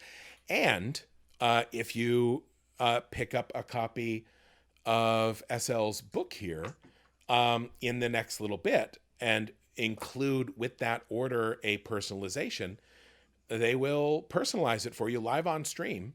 And I will write whatever you like. I mean, as long as it's not something like wildly offensive, which nobody here would ask for, I know. So anything you want. And so feel free to wander over there. Again, money goes to creatives. Money goes to purchase and produce the goods. And then all the extra money goes to Worldbuilders. And we use it to pay electricity bills and people's salaries and make sure that our workers can have good lives and live in houses and eat food. And then the extra money goes to do more charity. What charity, you might ask? Well, he said, without even hardly taking a breath, our big charity fundraiser, for one. Today, we're at $815,000. We've had a very good day. And I will say, if we hit 813, I'm sorry, 818,000, that's as much money as we raised all last year, which means we will have beaten last year, which is not the only thing we're looking to do here. I want to make the world a better place, but it feels good to beat last year. I'll tell you that for free. So if you come in, for every $10 you donate, you get the chance to win a ton of cool stuff, thousands of books and games, 3 different customizable wormwood tables. You can change. Gosh. Oh my! Have you ever seen a wormwood table? Like, have No, you but ever? that sounds amazing. I wish I would screen share with you, but it would screw up our video. If you go to Geek Cons, if you've ever seen like a beautiful woodworking place that has a big gaming table out front, they make these tables with a recessed vault in it. It's like a lower part of the table, and then you can be playing a game in it, and then you're like, oh, it's dinner time. Oh, we have to pause the game, and then you put a topper on it, and it's just like a beautiful hardwood dining room table. Oh, that sounds brilliant. But your game is safe, and you can come back to it. Yeah, that's the important part. Totally the important part. And so Wormwood has donated 3 different tables, and now they're making modular tables. So right here, what you can see on your screen is a one that is a coffee table made out of sort of an espresso maple color. But what if I wanted more of a dining room table? I would change this, and then I'm like, how about I want to dining room table height, and then instead of this espresso maple, I want black walnut. Ooh, because I fancy. This is so fancy. Oh my gosh, I love it. And then I want this burgundy felt. No, I want a forest green felt, because that's how I roll on the inside. And then on the top, I want purple heart. I want this fancy wood up there. You can make this table whatever fits in your heart, whatever fits in your house, whatever matches your color scheme. Do they get entered into that by buying the book also? Is that part of the... Good question. When you buy something off the Worldbuilders market, that money, the excess money, goes to charity. But because you're buying a thing, that is a transactional buying a book purchase. If you want to be included in these prize draws, then you have to come over to this page. Like, you can follow the link in the chat, or just search for Worldbuilders and just hit a donate button, and you're eligible for over $100,000 worth of cool stuff, books and games, and these tables. Or if you want to hit one of these team pages, some of them are offering additional prizes. My personal page, which is what most of these links for, because this is my stream, if you donate here, you can win a bunch of stuff that I personally am putting in the fundraiser, like this beautiful handmade tack board. Like, there's a beautiful handmade tooled leather journal cover with a lot of King Killer iconography on it. There's a copy of Seisura, the sword that we made based off the one in my book. Books and games and old replica coins and just a bunch of Pat Rothfuss geekery here. Or look around at the other teams and see maybe what you might want to support there. Okay, that's my pitch. Now I'm coming back here to the big screen. It's a great pitch. I have been signing while you've been talking. We have 4 meg. And by the way, I'm trying to draw a little fire, flame in these, which, you all can judge whether my art skills hold up. Definitely not as good as the cover. But because this book is all about fire, and I have been lit on fire 4 times in my life, and it's tons of fun. Oh man, I want to talk to you about that. We have 2 Becca. Thank you. And I believe this one is 2 Christopher. Yes, 2 Christopher. And the next one we have is 2 Maths, which I adore that. I don't know if that's your name or you are speaking to the math geek in me, but thank you. I could also put a math equation in here if you so desire. Actually, I suspect, although I'm not sure, one of my mods who has been here for ages and who really helps the channel run smoothly, they picked as their username Unlikely Maths after a reference in my books. That was a class that Elodin taught. Oh my gosh, that's amazing. And so, You're speaking to me. And yeah, Maths is in here and he's like, maybe that's me. So yeah, that is both a joke and a name. Excellent. That is excellent. I love everything about that. So thank you for coming and for having such an amazing name, because yes, absolutely. All right, 2 maths. Yeah, I'm gonna try to draw the little fire. I actually realized, like, since this is like my sort of culturally half Chinese book, I could also sign my name in Chinese if people would want that. I can go back and add that. That'd be fancy. That would be fancy, indeed. I can totally do that. Oh, wait, and Gray here in the chat reminded me of something. I'm gonna hop back to this other view here, where we're still visible, but also now we're back in the charity. So if we go to the main page, oh boy, you guys are stomping in here. But also if we head down into a different team page, we have the Read and Critique team page, which this year, in previous years, we've had many people come in and offer read and critiques. But in previous years, this year, everyone is exhausted. 90% of the world is traumatized from various events. I have a critique up. But I gave you guys one. But the fabulous SL Huang, everyone, is not just offering a read and critique. Let me really come down here. This is a query critique. And let me explain to you how cool this is. So not only is she, they, I'm sorry, I always default to she because... All good. Okay. Like I said, any pronoun's fine, sincerely. And I like that you switch back and forth. Like, that's cool. That speaks to my genderqueer heart right there. Well, thank you. And that's also good to know because I have a couple of friends who, being genderqueer, they're like, oh no, I'm happy with they, I'm happy with she. But they're like, and I love it when people mistake me for a boy, I definitely have friends like that. Yeah. And they're like, gimme. It's like, and then some people are like, oh no. They're like, no, I love it. This feeds me when people mistake me for a boy. I have to say, like, sometimes people try to like insult me by using, the wrong pronouns or like, making assumptions about me. And I'm like, well, actually, you're just getting it accidentally right. So there you go. SL Huang, a Hugo Award winning author. I mean, that must be nice to win a Hugo. I'm just saying, It's very shocking. Like the comment, like sincerely, I know everybody says like, I'm so humbled. Like I wasn't expecting it. Like the other authors in my category, I read everything, read everything in the category. And I was like, there's no way. Like everything was so good. It's so incredible. Like the work that's being done out there. So I was incredibly shocked and still am actually. But they obviously know what they're doing here, and they've written books like within the last 6 years, so they're like way on top of it. And it says here, I'm reading the copy right off the page, has critiqued literally hundreds of query letters in various writing groups in the past as her way of giving back to the community. That is amazing, because I will tell y'all, like, I grew up in the wilds of central Wisconsin. I had no writer friends. Didn't know conventions happened. There was no internet.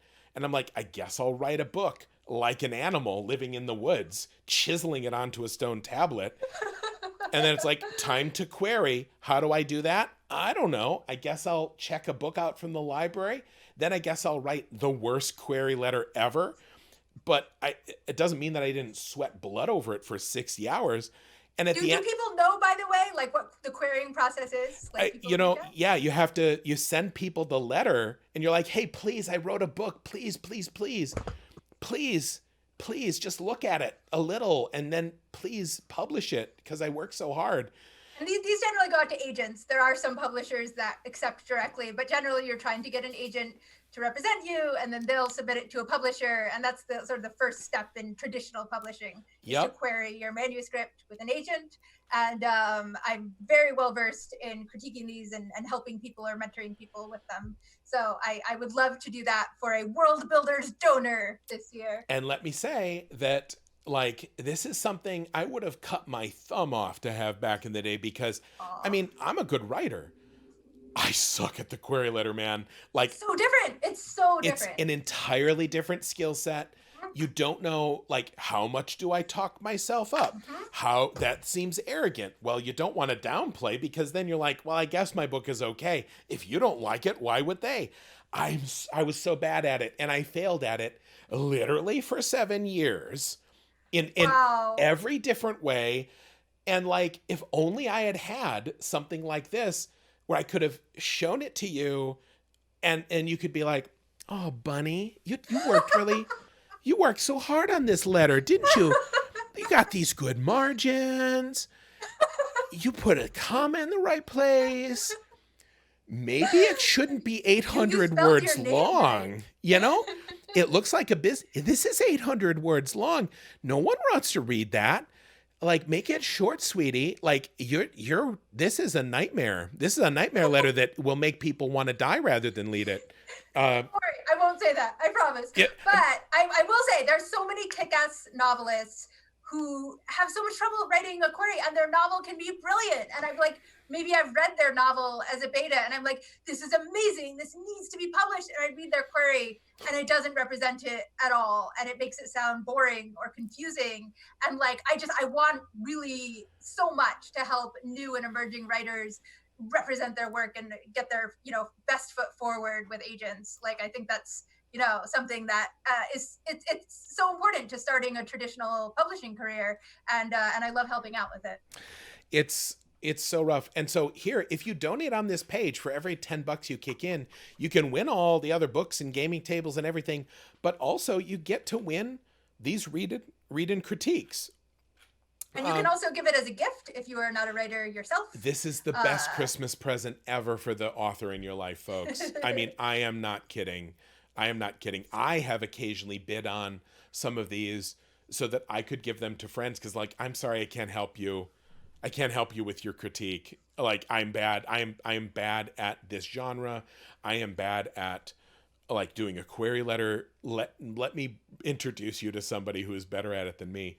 I'm going to drop this into the chat real quick. I have added to all the signings my Chinese name in the bottom there. My calligraphy is not the best, but I have been writing my name since I was very small. So hopefully, if any of you actually are more fluent in Chinese than I am, which I am, I work on it. I took it in college for many years. I taught in China, but my dad was on, he was very hardcore assimilation, which for people who aren't familiar, immigrant families sometimes, and my dad was an immigrant, are very much wanting their kids to be all American and really fit in, and not all immigrant families, but certainly mine was. So he refused. He speaks Mandarin, Cantonese, and Swatoese, which is a local dialect of my family, and taught us none of it as children. And it's so sad. And I begged as soon as I was old enough. I begged and begged and begged.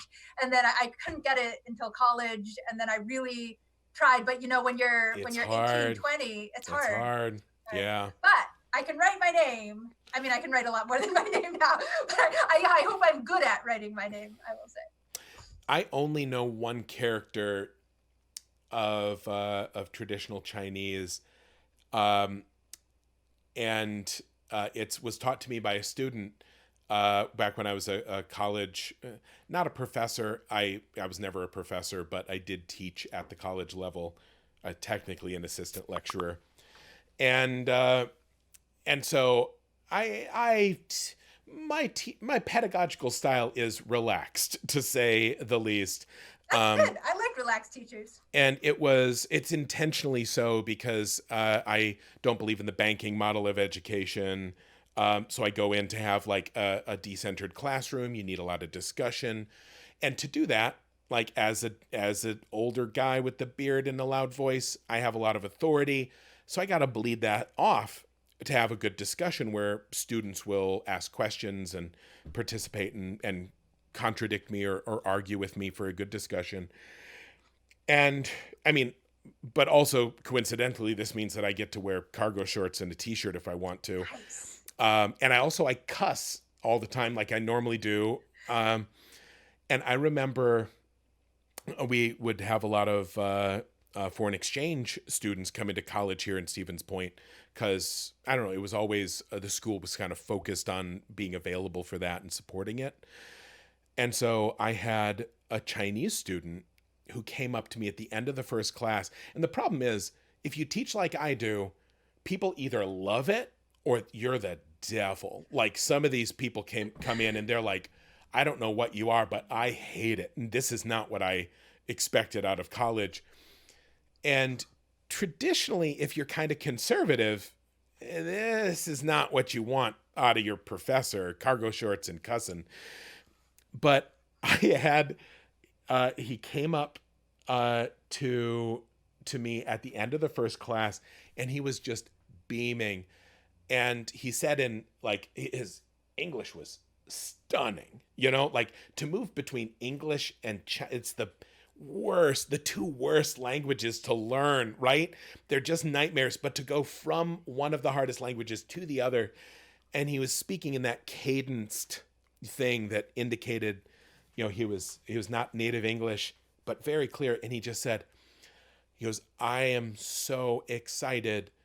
He goes, this is my first semester here, and I've had other classes, but now I feel like I truly have my first American professor. and I'm like, oh, I'm glad that you're happy.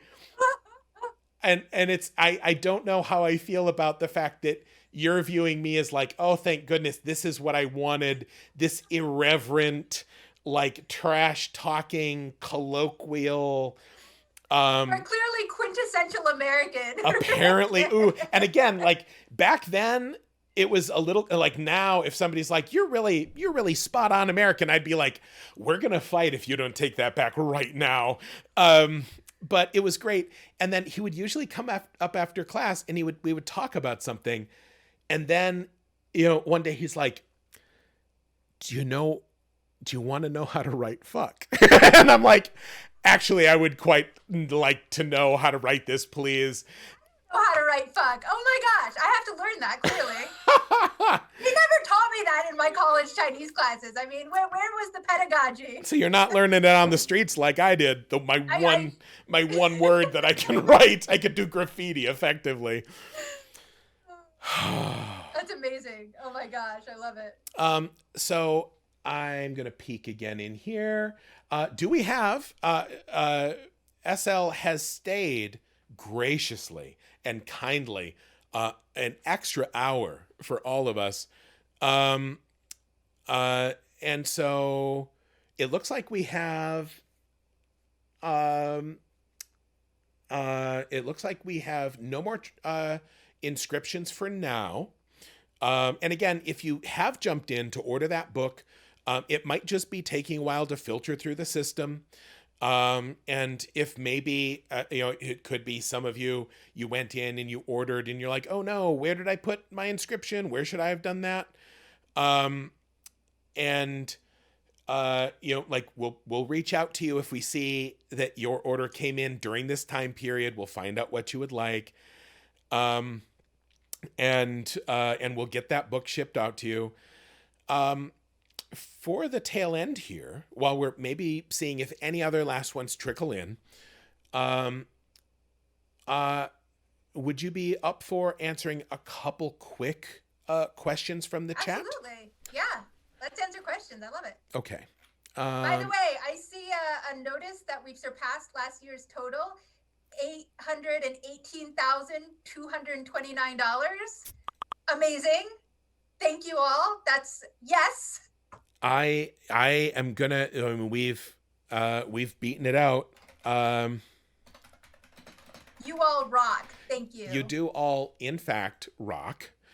And I'm coming over here to refresh the page. It looks like some of you immediately jumped on the. Oh, yep, you jumped into the read and critique.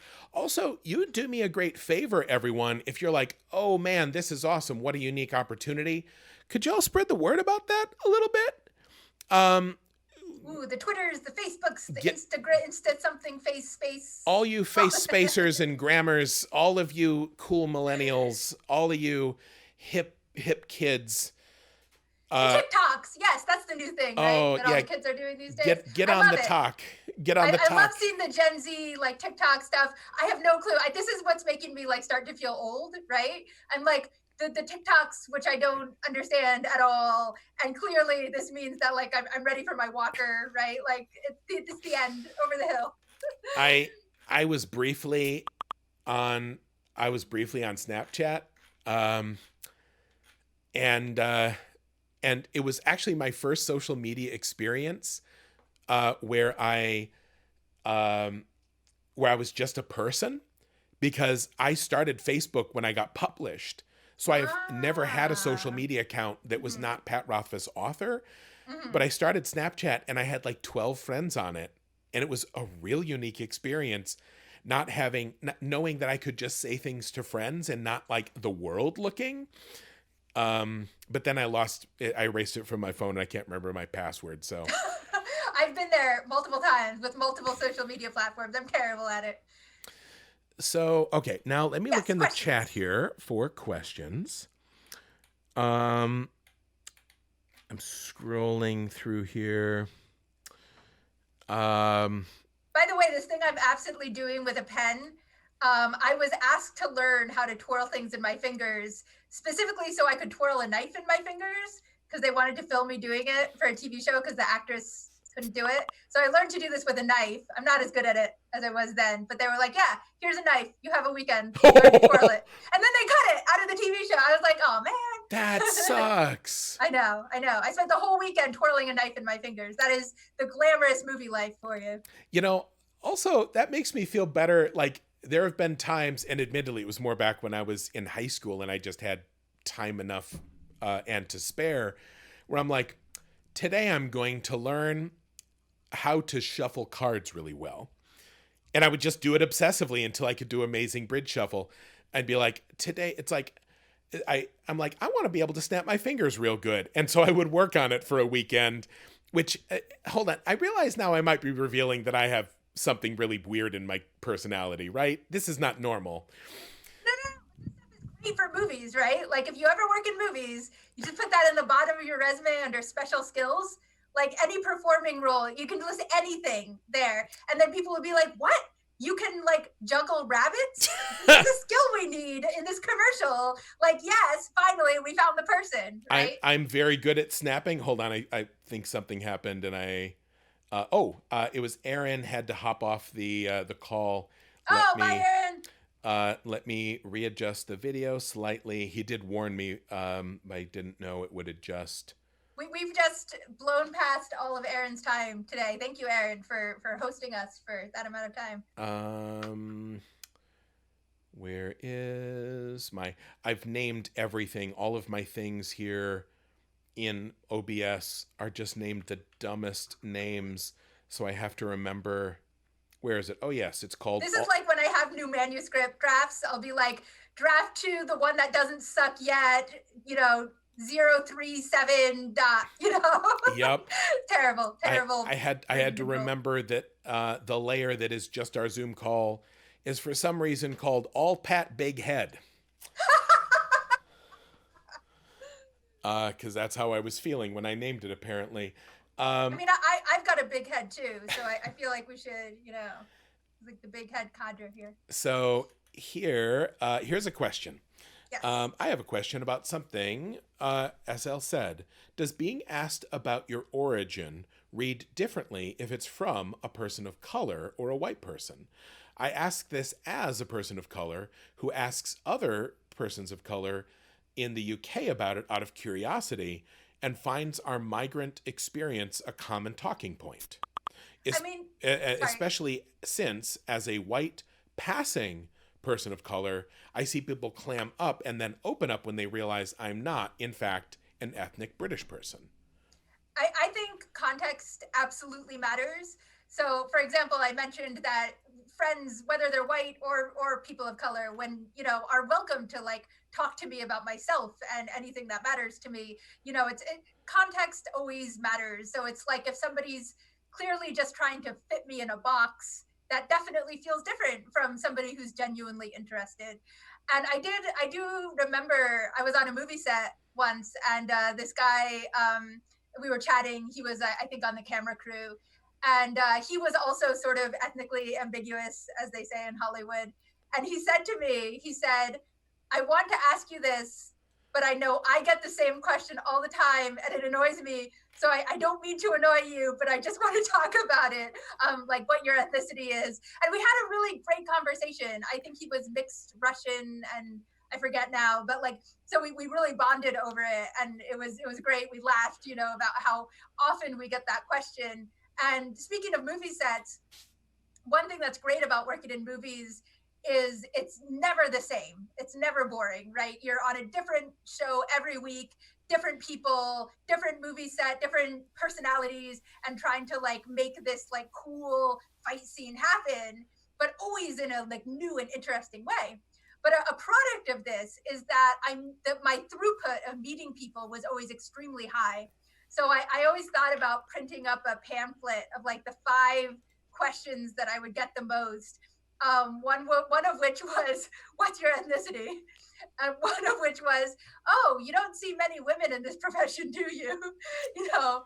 One of which was, "How did you get into doing weapons?" That's a big one. And one of which was, "So Brandon Lee, that whole thing. Tell us what the deal was with that, right?" Like, but anyway, yes. So like every week I was getting this question, and my friend who that I met on that set, who my colleague who also worked in movies, I'm sure had the exact same experience. So we really bonded over that, and I think it's always context always matters. If you're like the guy behind me in the Starbucks line and I'm just trying to get my latte, that's totally different from a friend or somebody who like has a genuine interest for like genuine reasons, or somebody where we're at work shooting the breeze. Even it's all context. So yeah, I agree with that. Yeah, it's a good rule of thumb that I will advise people is, be aware that, if you just see somebody out and about during their day, be aware that, like, asking them, like, think to yourself, is what I'm about to do going to make this person do work or effectively go to work? You know? That's a great metric for it. Yeah. And if it's like, because like I'll go up to people and I'm like, and there's a huge difference between like, your dog is so cute. Like everybody's loves, it's like, yes, my dog, like, hey, let's talk about our dogs. Mm-hmm. And like, oh, hey, I love your kid. Like, how old's your kid? I'll talk to people about their babies. Um, By, and by the way, the baby question that my mom would always get when she was out with me, is she adopted? oh, Don't ask that about don't my ask kids. that. No, I No. mean adoption's great and wonderful. But Don't ask but that. maybe don't go there. Yeah. But I know a friend from out in LA I was hanging out more with Geek and Sundry. Her name is Stephanie Woodburn. And I think I played on tabletop with her. That's where I met. And she, speaking of, what was it you said? Ethnically ambiguous. Was that your phrase? That yeah, that's the Hollywood way of putting it for Sh sure. but she, like, and I hope this isn't inappropriate because she talked about it and we talked about it. First off, she's in Hollywood among the beautiful people and like one of the beautiful people. She's stunning, but she has the most amazing face. And like amazing as in I have like it is not easily categorizical. That is not a word. Categ. Uh, hmm. Categorizable? Is that a word? Is that a word? It I'm not sure, it honestly. but like sometimes you're like, oh, okay, there's the Germanic. Here's the Germanic, folks. Or you're like, oh, there's sort of a stereotypical British-ish look. Or there's, whatever. And but she has this amazing smile, and she's like, and at one point she's like, yeah, people never know what I am. All they know is that I am not anything that they know what it is. Yep.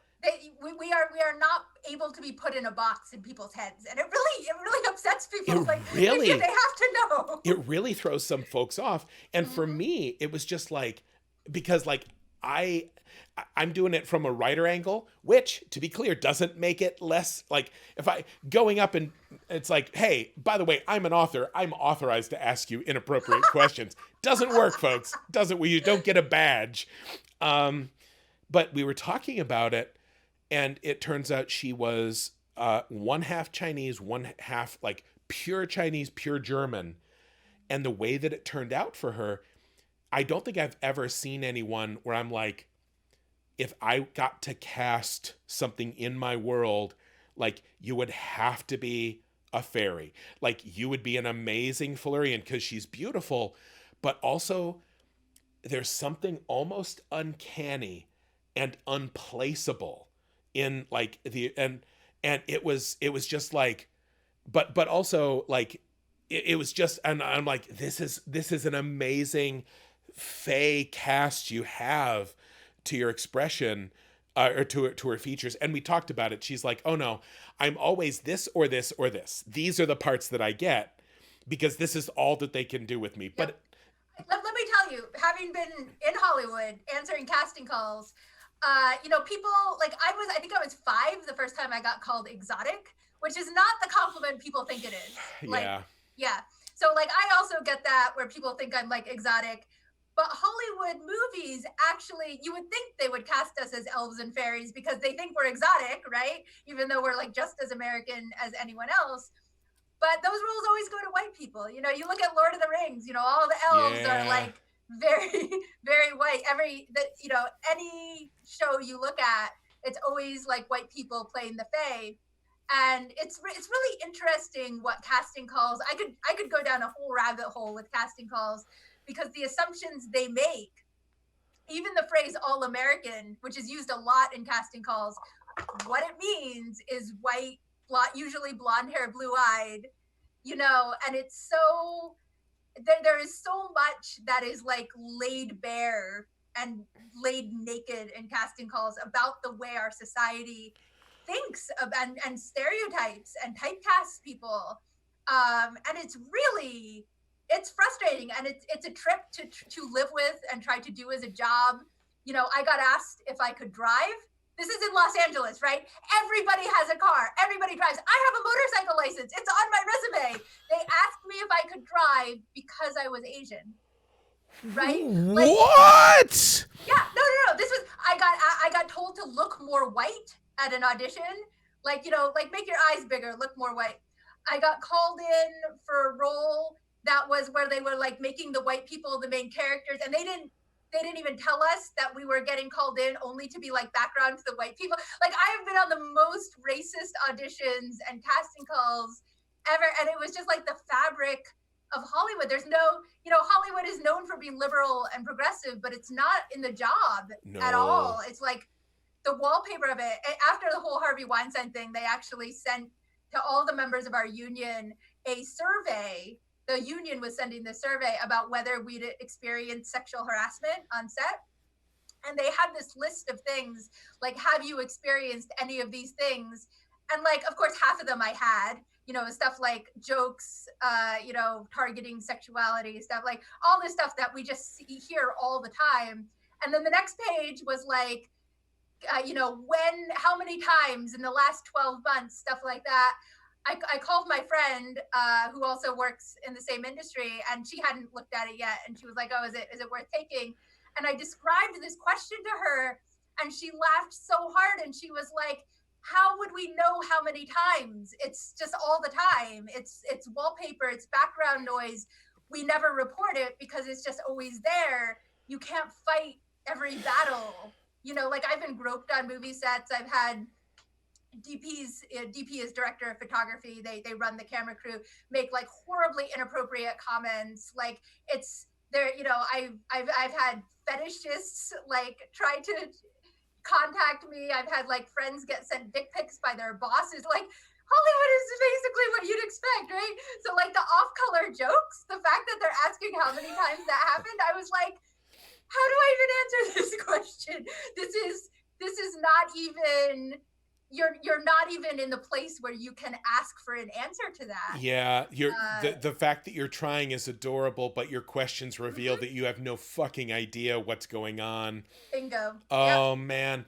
And like I will say, you know, when I, you know, because I've like dipped in and out of some Hollywood stuff here and there, and because I'm fortunate in my friends, typically the places I end up tend to be pretty amazing, and not even, I would dare to say, amazing by comparison, because it doesn't take much to stand above the base level like pervasive shittiness. It doesn't. It really doesn't. It's so sad. But when I got to work with John Rogers, and you know, oh nice. Oh, I'm jealous. Do you know John? I mean, I don't know him. I've never worked with him. We never intersected in Hollywood. I'm a fan of his work. John is a delightful human being, and like, you know, and you know, walks the walk and talks the talk, and you know, was gracious enough to invite me into the writer's room in a non-token way, which you would think that the writer of the book that something is getting made out of would occupy a position of I know what you're saying. I've had movie options. Yeah, right. Yeah, there can be a like, well, yeah. It's like we really want to hear what you think, and then you start talking, and then they're looking at their phone. But John like invited me in and had me into the writer's room, and but also the way he put together the writer's room, he's like, hey, you know, can you help me push, because here's the people we want, and if we're going to get a sufficiently like diverse writer's room, I like somebody's going to snap these people up. And he's like, we want this person for this reason, this person for this reason.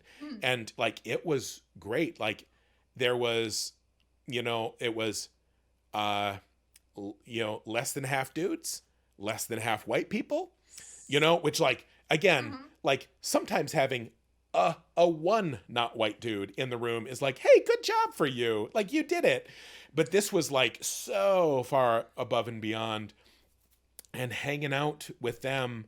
And then again, hearing the discussion at the table, there are people fighting that fight, but I've heard them referred to as New Hollywood.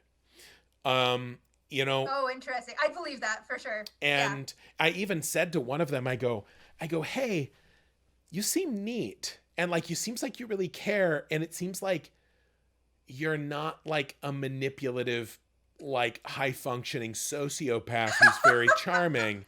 I've definitely worked with those people. Like, no offense, but like, I kind of always assumed that that's what Hollywood was. And they said, oh, and I go, it's nice to know that it's not. And this person said, oh no, it super is.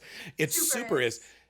And they said, but there's some of us that realize that sucks. And it sucks to live in that world. It sucks to participate in that world. And so and also it's not sustainable. Like you can, you know, it's so much better to surround yourself with like the people that you can depend on and work with. And, you know, there's sort of a stereotype in Hollywood too of people hiring their friends. But like once you've worked in Hollywood for a while, if you have a chance to hire your friends, you're like, hell yes, I want to hire my friends. I know they will be reasonable people who will show up on time, not be on drugs, not have egos, and like work with me and be like an actual person I want to spend 19 hours a day with on a movie set. You know, it becomes like, actually, yes, I want to know this person and have them be vetted. you know, so it sucks that it's hard to break in, but once you've been in it a while, gosh, like it's really hard not to be like, yeah, I got to know the people I'm hiring. You know, I don't want to hire these unknown quantities. It is weird. And that's why like a reference is really one of the most prescient things. A reference from Absolutely. a good person. You know, I'm trying to think here. It was, yeah. And I'm like, I can't remember who said it, but it's like, oh no, I want to work with this person. They're going to show up. They're not on drugs. Yep. They're Wild West. I tell my friends stories and they're like, how does this industry function? And I'm like, yeah, you know, my friends in corporate America or something, you know, they're like, what? How is that possible? Yep. Yeah, but the other part of it is, you know, especially these days when so many people, it's bad enough, like people being overt assholes is bad on so many levels because that shows that this is what the culture is. And it's like deal with it or get out. But then the secret assholes are a whole different world. Oh yes. Because definitely. then it's like they're playing the game better, but then behind the scenes something terrible might be happening. And so yeah, I know a bunch of those people too. Yeah. You know, and then you slowly, and also everyone, if you're kind of tuning in from the writer side, by the way, publishing works this way too. We know each other. Everyone, small world. It is a small world. You be nice to every fucking person you meet. Why? For one, you're like, and this is a place where I fall down occasionally, because partly the rule is you just don't start any shit with anybody, and you don't talk shit about anybody. Why? Because, and the main reason, yes, it's rude, yes, whatever, but ultimately it means you're not a professional. And like, I will occasionally sort of critique a narrative. Now, I try to do it only in places where a person or a career will not be hurt. So it's like, I'm going to make fun of Batman. I will critique some of the problematic narrative elements of Harry Potter. I will make fun of Granddaddy Tolkien, to whom we all owe a great debt. However, Tolkien accidentally did some things that are still causing some real problems. Oh yeah. But yeah, like, you got to realize people talk, and if someone's like a lot of times, if I get a chance to work with somebody, I immediately call around and I say, hey SL, like, do you know anything about this person? And sometimes it's like, haven't heard anything bad. I'm like, oh, great. Like, sometimes nothing bad is almost a recommendation, because I know, and this is the secret, I know if they were real bad, word would have gotten around. There are whisper networks, and people, especially like women and people of color, we talk to each other and say like, this person's a creep, beware of them, stay away from them. You know, we compare notes and stuff like that. And it's horrible that it happens that way. It's horrible that it doesn't get talked about more publicly either, because sometimes people aren't on those whisper networks. They don't get warned. Like, there are so many like problems with, that I don't know how to solve because the world is hard and these are hard problems. But, like Pat's saying, not even nothing bad, but like something I actively try to do behind the scenes is recommend people for things. Oh, yeah. Like, if I get an opportunity that I can't do, or that doesn't fit with my career in some way, but is still a good opportunity, I might say like, hey, I have to turn it down, unfortunately, but let me recommend this person who are amazing. And I think would, and they who really want to do it. And I mean, that's something that I try really hard to do both in movies and in writing, because always trying to, connect good people to good people. Right. And, if you're like shitty to people behind the scenes, or like stepping on people to try to get ahead kind of stuff, we notice that, even if you're not like public about it. And then, maybe people don't recommend you for things, then, it all comes around. Yeah. Yeah. It's, I mean, the arc of history bends towards hopefully good people taking care of good people, just a Like little. to think so. I would like to At think least, so. yeah, somewhat, and I try to put some of that energy into the world, you Yeah. know, and also uplift, you know, my colleagues of color and my trans colleagues and queer colleagues, like, you know, just there's so much fucked up in the world, and just trying to push back against that as much as I can, you know. Oh boy. So everybody here, I started some, I said, talked about Tolkien. Normally it's not Tolkien. Normally I mention Rowling and everyone's like, but Harry Potter, I loved it when I was a kid. I'm like, oh God, you know, you can love it all you want, but there's problems. But I mean, I loved it apparently, too, but there are problems. Yeah. but here apparently, like everyone showing up is all about Tolkien. Here's the thing, everyone. Okay, we have a very genteel and civilized chat, so please, first off, I'm going to say everybody be cool. And right now, you're being pretty cool.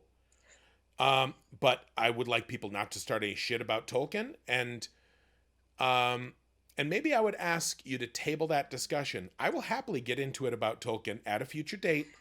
Um, um, and I'm you just what you just saw was me actively resisting the impulse to just launch off into a very easy example. I just resisted it again. Um, so how about this? How about no? Actually, I'm going to do a quick one. I failed my third.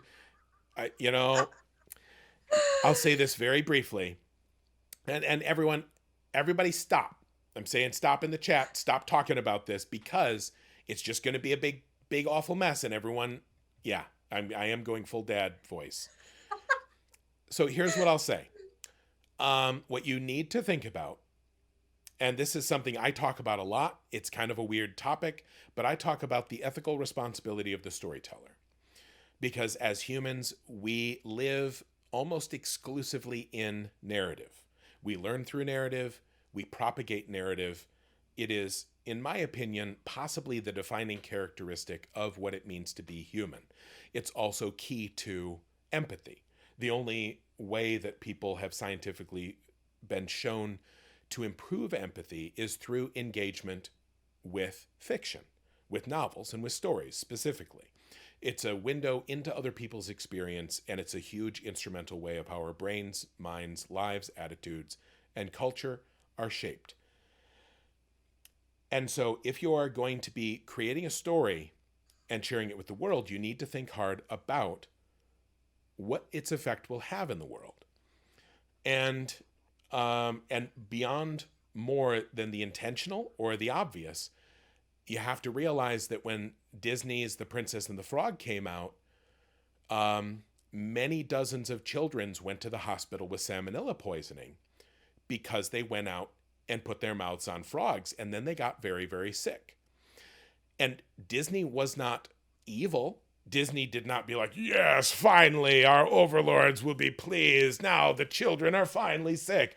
They didn't mean to, but they did it. There's a direct causal link in that case. And there will be direct causal links and effects. And, you know, not causal links maybe, but what's the other one? Correlative? Correlative links based on your story. And so the real question you got to ask yourself is, how many people has Tolkien killed? And the answer is probably quite a few. Because just by reading The Hobbit, when I grew up, what is the first who's the coolest character in The Hobbit? In chat, who's the coolest character? Also, SL, who do you think's the coolest character in The Hobbit? Did you ever read The Hobbit? Oh yeah. I haven't read it in a lot of years though. I mean, I feel like Gandalf immediately comes to mind as the obvious answer. Yep. I'm not sure if that's who I thought was the coolest when I read it, but like that's the obvious one, I think. Gandalf's a freaking wizard, y'all. You know, he's smart. He has the best lines. He's in control. He has knowledge. He has magic. And what is the first thing that he and Bilbo do together? They smoke on the porch Bilbo blows smoke rings, and then the first piece of magic Gandalf performs, the first piece of magic you see in this magical world, is Thorin and Gandalf blowing magical smoke rings. As a child, I remember thinking, I'd love to be a wizard, but, you know, second place, it's like closest I can get is maybe I could blow smoke rings. It's like I actively, like many days, I fight the urge to fucking vape because you get that thick cotton. I could blow some amazing smoke rings with that vape, you know? The romanticism. And so think about this. Think of the millions, the tens of millions, the hundreds of millions of children who have read The Hobbit and thought, God, it'd be cool to be a wizard and smoke. And I am not speaking metaphorically, because I read this book to my kids, and my not even yet 3 years old child, my 2-year-old child, would walk around the house after me reading The Hobbit, and he would put anything in his mouth, and he would walk around, he goes, I'm smoking my smoker. I'm smoking my smoker. So imagine several 100 million children being slightly influenced into smoking, and each of them being slightly more likely to actually start smoking, and then each of them being not insignificantly more likely to develop cancer. And when that happens, you for real die, folks. Now, I'm not saying Tolkien is bad. I'm not saying he's evil, but I'm saying that is just one example of how you can put something in your book seemingly very innocuous, and it can kill people. You know, speaking of Disney, Pixar, Finding Nemo is another good example. Yeah. Like, tons of clownfish died after that because kids wanted to adopt them, couldn't take care of them, and huge like massacre of clownfish after that movie. Yep. And it probably led to really bad harvesting practices that damaged coral reef ecosystems. Probably. You know? And this happens with like institutional sexism and racism, too, Yeah. like the attitudes we develop. Now, I do feel slightly guilty because in the first scene in this book, they smoke a pipe. And the thing is, you can't get away from it entirely. You're always... Yeah, there's always something. Our world's so fucked up, right? Yep. And the reason I did it in this book was actually because I was trying to, like, there's that particular type we think of, and I wanted to do it with middle-aged women. Right, like this. So this was intentional, but you're absolutely right that there's this like romanticism that I'm reacting off of, and I don't smoke. I've actually had cancer in my lungs and would never, you know, like that's something that's like important to me never to do. But I gave it to my characters because it was a conversation with books like Tolkien. You know, it is, and we follow, and his shadow is long. You know, like we follow in the tradition, and so also just really quickly, you've had lung cancer? I was actually Hodgkin's lymphoma, but I had stage 4, which was in my lungs. And I had like, my lungs are actually severely scarred now. So I am at high risk for COVID. Yay, pandemic times. I'm super locked down. And my oncologists have told me like, never, ever even try a cigarette, weed, anything you would inhale is like super dangerous for me because I only have about 70% lung capacity. Yeah. But I've actually had cancer twice. I am like a super lucky lottery winner. I would say like, not that it has anything to do with me, but like, I am so happy to like, congratulations, like to be on the other side of it and to hear too, like, because I've had some cancer in, not in my personal whatever, but in my life with people that I love. Oh yeah, everybody has, right? And it's something that we don't talk about. But I want to say, whenever I meet somebody and they're like Sean Speakman, right? He's open about that. Dude, he's had double cancer too. He got started publishing books because he's like, well, nobody would insure me and now I got cancer. I know those feels for sure. Yep. I've been there. Yeah. And like I had childhood cancer and that like it affected me financially with insurance for the rest of my life. You know, Yep. it's And so, but I just want to say like, I don't know what I want to say, but I want to say like, congratulations. I really, it's because I've taken some bad hits. I always want to be like, congratulations. Like it makes me happy to see somebody on the other side.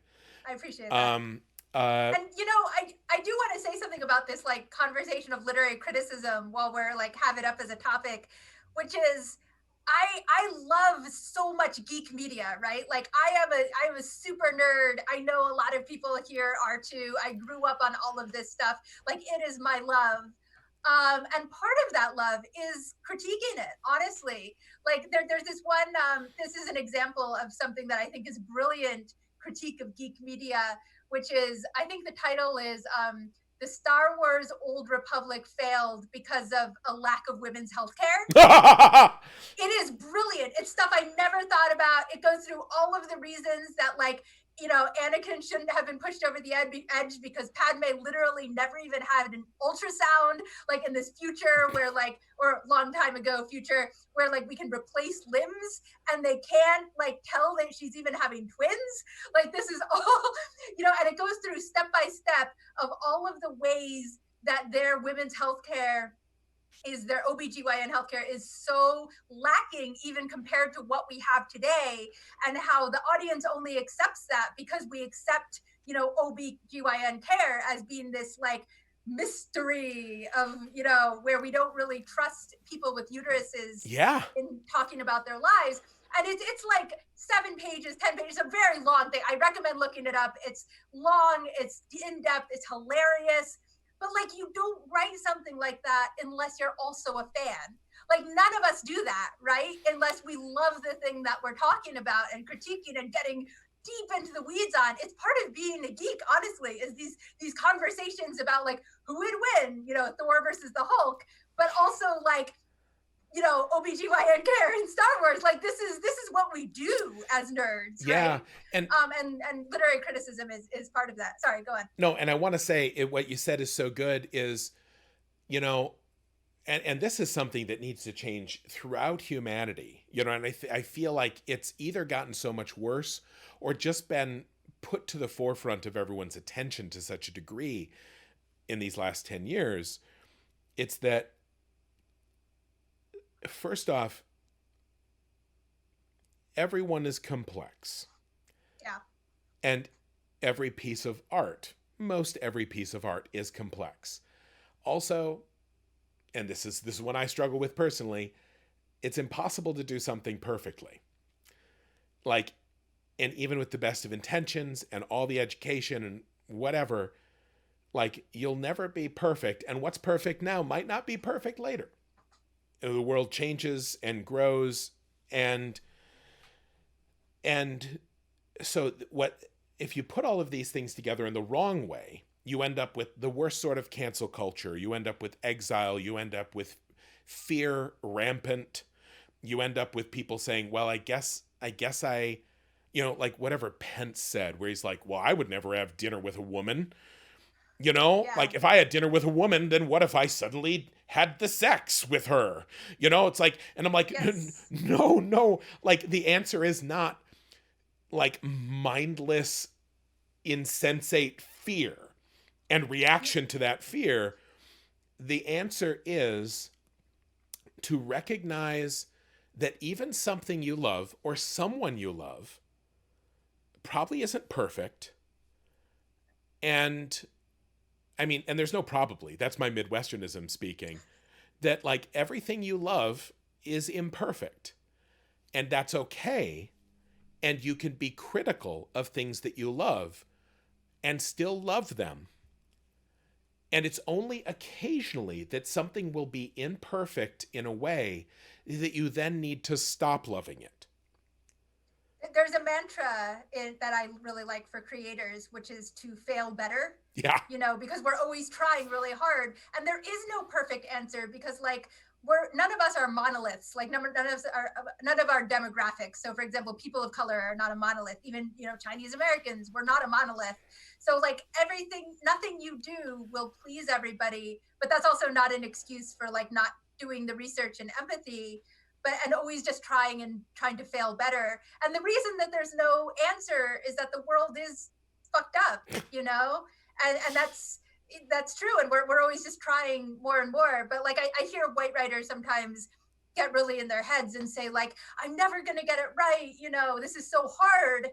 And I tell you, in our communities with like writers of color, we worry about this shit like 1,000 times more than I've ever seen a white writer worry about it. Like we worry about writing our own cultures and representing them in a way that is, you know, nuanced but positive but not uncritical, and like, you know, well, what if I represent this piece of my personal experience but it's not other people's experience?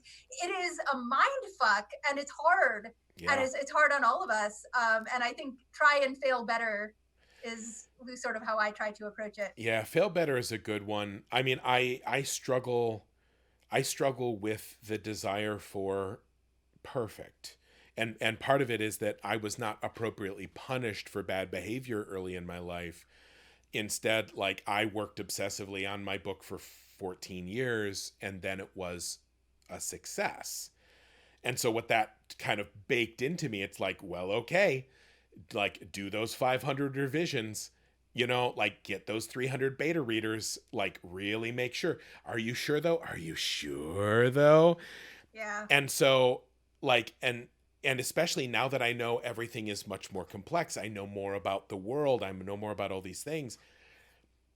There's one absolute fuck up in Wise Man's Fear, where it's like it you know, where I did a bad thing, and I kind of wish I could go back and tweak it, because it promotes a thought process that is really unhelpful. And I'm lucky that there's only one really bad one, honestly. You know, like, the one for mine is, at one point the main character like rescues a woman, you know, from a dangerous situation. And I remember writing it, and then during the revision process I came back and I'm like, what does this imply? What is the effect of this? Am I reinforcing this whole women are helpless, that they need a man to save them? I mean, it's so done to death that if I do it, it's like I can't make it more of a cliche. But at the same time, if you're not a part of the solution, you're still part of the problem. Am I adding inertia to this unproductive trope? And then I'm like, okay, I'll change it. He will, what I'm talking about, for people who are my readers, it's the fire in the fishery. And he saves Fella. And I tried to rewrite it so that he was saving Sim. And like, and what you were talking about, the cigarettes, is like narratively, it didn't hit the same emotional note given the culture. You know, you need things to resonate in the right way.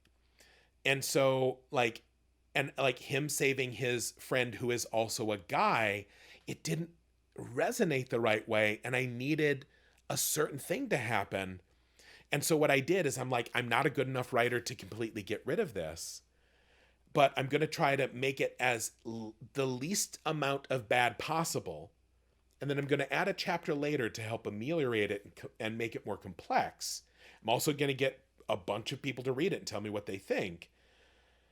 And then, but I'm also aware that, like, if I have any good karma in this book, I have just used some of it.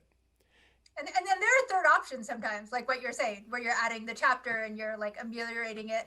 But there's also the thing that I think is very nuanced with when we talk about tropes like rescuing women or women in refrigerators, you know, where women get killed off to motivate another character. Where when you have, or killing queer people is another one. Right. Like we have so many tragic queers, but like, you know, if I'm writing a book that has a lot of women with agency and queer people who are main characters, etc., and bad things happen to some of them, or some of them end up in bad situations where they need help, it's like at some point we don't want to not give these characters storylines and agency, because we can't, you know. But it's a whole institutional problem, right? It's because so many books have done it and so many movies have done it unthinkingly that we get into this problem where it's one more in a long line, just like we were talking about earlier with microaggressions and people approaching us. Like, so you know, how does one book combat that? It really can't. And then, you know, we're trying to write around these tropes and cliches, and it's hard. It's really hard. Yeah. And it's so, I think part of the reason we love narrative is that it gives us surety that is very hard to come by in the real world, especially if you are, if you, you know, if you're aware of certain problems, especially maybe if you are intelligent, which, let's be fair, most geeks are. Like, if you're smart, you realize that everything is really complicated. And, It is, yeah. and honestly, that's part of the reason I started World Builders, is like, geeks want to do good, but also geeks are smart and they know that a lot of charities are scams. And some of the ones that aren't scams also are bad at their jobs. And some of the ones that aren't bad at their jobs are just inefficient. And if you want to put some money in a charity, do you really want to spend 6 hours vetting one? It can be a full-time job just to try to figure out which charities are doing the work that you want to give to. I mean, I've definitely like gone down that rabbit hole before. Yep. And so like that's increasingly, that is a role we fill, is like, we'll find you a safe place, everybody. We know you want to do good, and we'll vouch for these people. It's like, they're not perfect. Heifer isn't perfect. And what makes Heifer amazing, though, is that Heifer, they've been around for 75 years doing their best, and they goofed it real bad a couple of decades ago. They ruined some genetic diversity all through Africa by importing European cows. And now they were doing the best at the time, given the science and the tools available. But now, and then they looked at it and they're like, oh no, these breeds aren't the best. We're actually damaging the genetic diversity of these herds over there. And you know what they did? They admitted it, did a bunch of math and science, and now not only are they better, but they're working to roll that back. And that's what makes Heifer amazing, is that they made mistakes, owned them. That's important. It's so important. Like, there's some other I'm also not here to talk shit about other charities, but like, there's other charities that charities that are on all the billboards, and they fuck up so bad, and then they hide it, and people die, and they never cop to it. And that sucks, but people are the same way. Nobody's perfect, and everybody has made mistakes, and we should not be apologists, and we should not ignore when people hurt other people. But I am a firm believer in education, and I try to be good at forgiveness, and I am, generally speaking, not. But I struggle with that too. Yeah. Pat, I know it's almost 6 and you have another thing. And do you need a break? Are there any other questions that we should take real quick? I like talking with you so much, and I've done such a bad job of doing these questions in the chat. I've just ignored. Hey, chat, you're great. Thanks for coming along to Just a Conversation with me and SL, because I've ignored you. But what we're going to try to do is, if the schedule works out, SL will come on in a stream later on, and then I promise I will leave the door open for more questions. And I will sign the rest of these. I believe we have a limited supply, 25, that Worldbuilders is doing. I'm going to sign them all, and you can order them after the stream as well. They won't be personalized. They'll just have my signature, but those will be available also. Yep. And still, profits go to charity. Profits go to charity, and you can follow the link that somebody's going to drop in there. And while you're on the Worldbuilders store, maybe have a looky-loo around, see if there's anything else you want to buy. I'm just saying, Christmas is around the corner. And also, if you buy multiple things, then, you save on shipping. SL, thank you so much. This has been such a good part of my day. Oh, thank you. This was brilliant. And I have enjoyed talking with you so much. And I hope in post-pandemic times that, since we're so close geographically, maybe we can do it in real meet space sometime. That would be so wild. That would be amazing. I'll also say I am locked down the hardest here. So, and so if you just kind of need to see a different four walls, and you wanted to wander up, I've invited a couple of people. It's like, hey, want to get away from where you are? I've got a place. I've got a house that I wasn't able to sell, and I'm not going to sell it right now because people come up and camp during the pandemic to be in a small town. So after the pandemic, or even if you just ever kind of want to get away, Oh, thank let you. me know, and you could come up here. You could see my beautiful wormwood table. We could play a game or something. I would love that. I love table tapping, by the way. I used to D&D every week. I Like need not D&D recently, but ages friends. ago. Yeah. Can you? Okay, like I'll hit you up somewhere else because I I want to love play it. D&D with you. Also, now I just made. Do you do fifth edition? I haven't played in too long. I'm not kept up on anything. I think we were doing second edition when I was doing it really regularly. So it's been a while. Second was my. Now I've got to ask now, like, and feel free to say that's a great question, Pat. Pass, but how the hell were you playing second edition? You like I am an What do you old mean? man, and I played second edition. Like I mean, you've done Hollywood, you've traveled the world. Like, how old are you? I know I could probably look it up on Wikipedia. Yes. I am a genderqueer person of mystery, so I will not answer that question. But Ah, I will say, dang. I will say, I mean, I do have the Asian gene, so I'm probably older than I look. I was playing teenagers in Hollywood when I was definitely not a teenager. They'd be casting me as 16-year-olds. I'm like, this is absurd. Yeah. But I don't know. I wasn't running the game, right? I've never GM'd. I've never been like that high level. But my friend who was running the game, it might have just been like what his books were or something. So I'm not sure. Okay. So yeah. Okay. Because like I mean I in some ways I don't know if I would feel older or less old if you're like, yeah, I'm your age. I played second edition too, and I'm like, oh god, I'm a train wreck. Uh, um, but I will say, I have been meaning to finally like reach out to a couple of like cool author friends and maybe just try to play a game for fun again, like not stream it, not turn it into a charity event, which is very hard for me to do. But yeah, if nothing else, this is That just sounds amazing. yeah. And I'm down. And Gray actually asked me about doing some gaming for this fundraiser, and I didn't have time. I had to like pick and choose the Yeah. panels. Yeah. But I'm totally in for that at some point. Yes, table Okay. tapping. I love it. I mean, I'm a performer, right, as well as a writer. Right? So it's like, oh, it really scratches that itch. I used to say that I love doing stunts because it's basically LARPing on track. Yes. Yep. Like be the action movie, like for real. Yep. Yep. Okay. Thank you again so much, Thank everybody. you for having me. Thank you for coming. You can follow the link. Pick up a book in the comment field. Say how you would like SL to sign it, and again, thanks for tuning in. And stick around on the stream. I'm not shutting this down. I'm just saying goodbye. Thank you for your time, and then thank you for your extra time. My pleasure. My pleasure. This was truly so much fun. And should I talk to Aaron or Gray about possibly if we're doing something else this week? Aaron will see about your Email me. availability sooner or later. Got it. Cool. All right.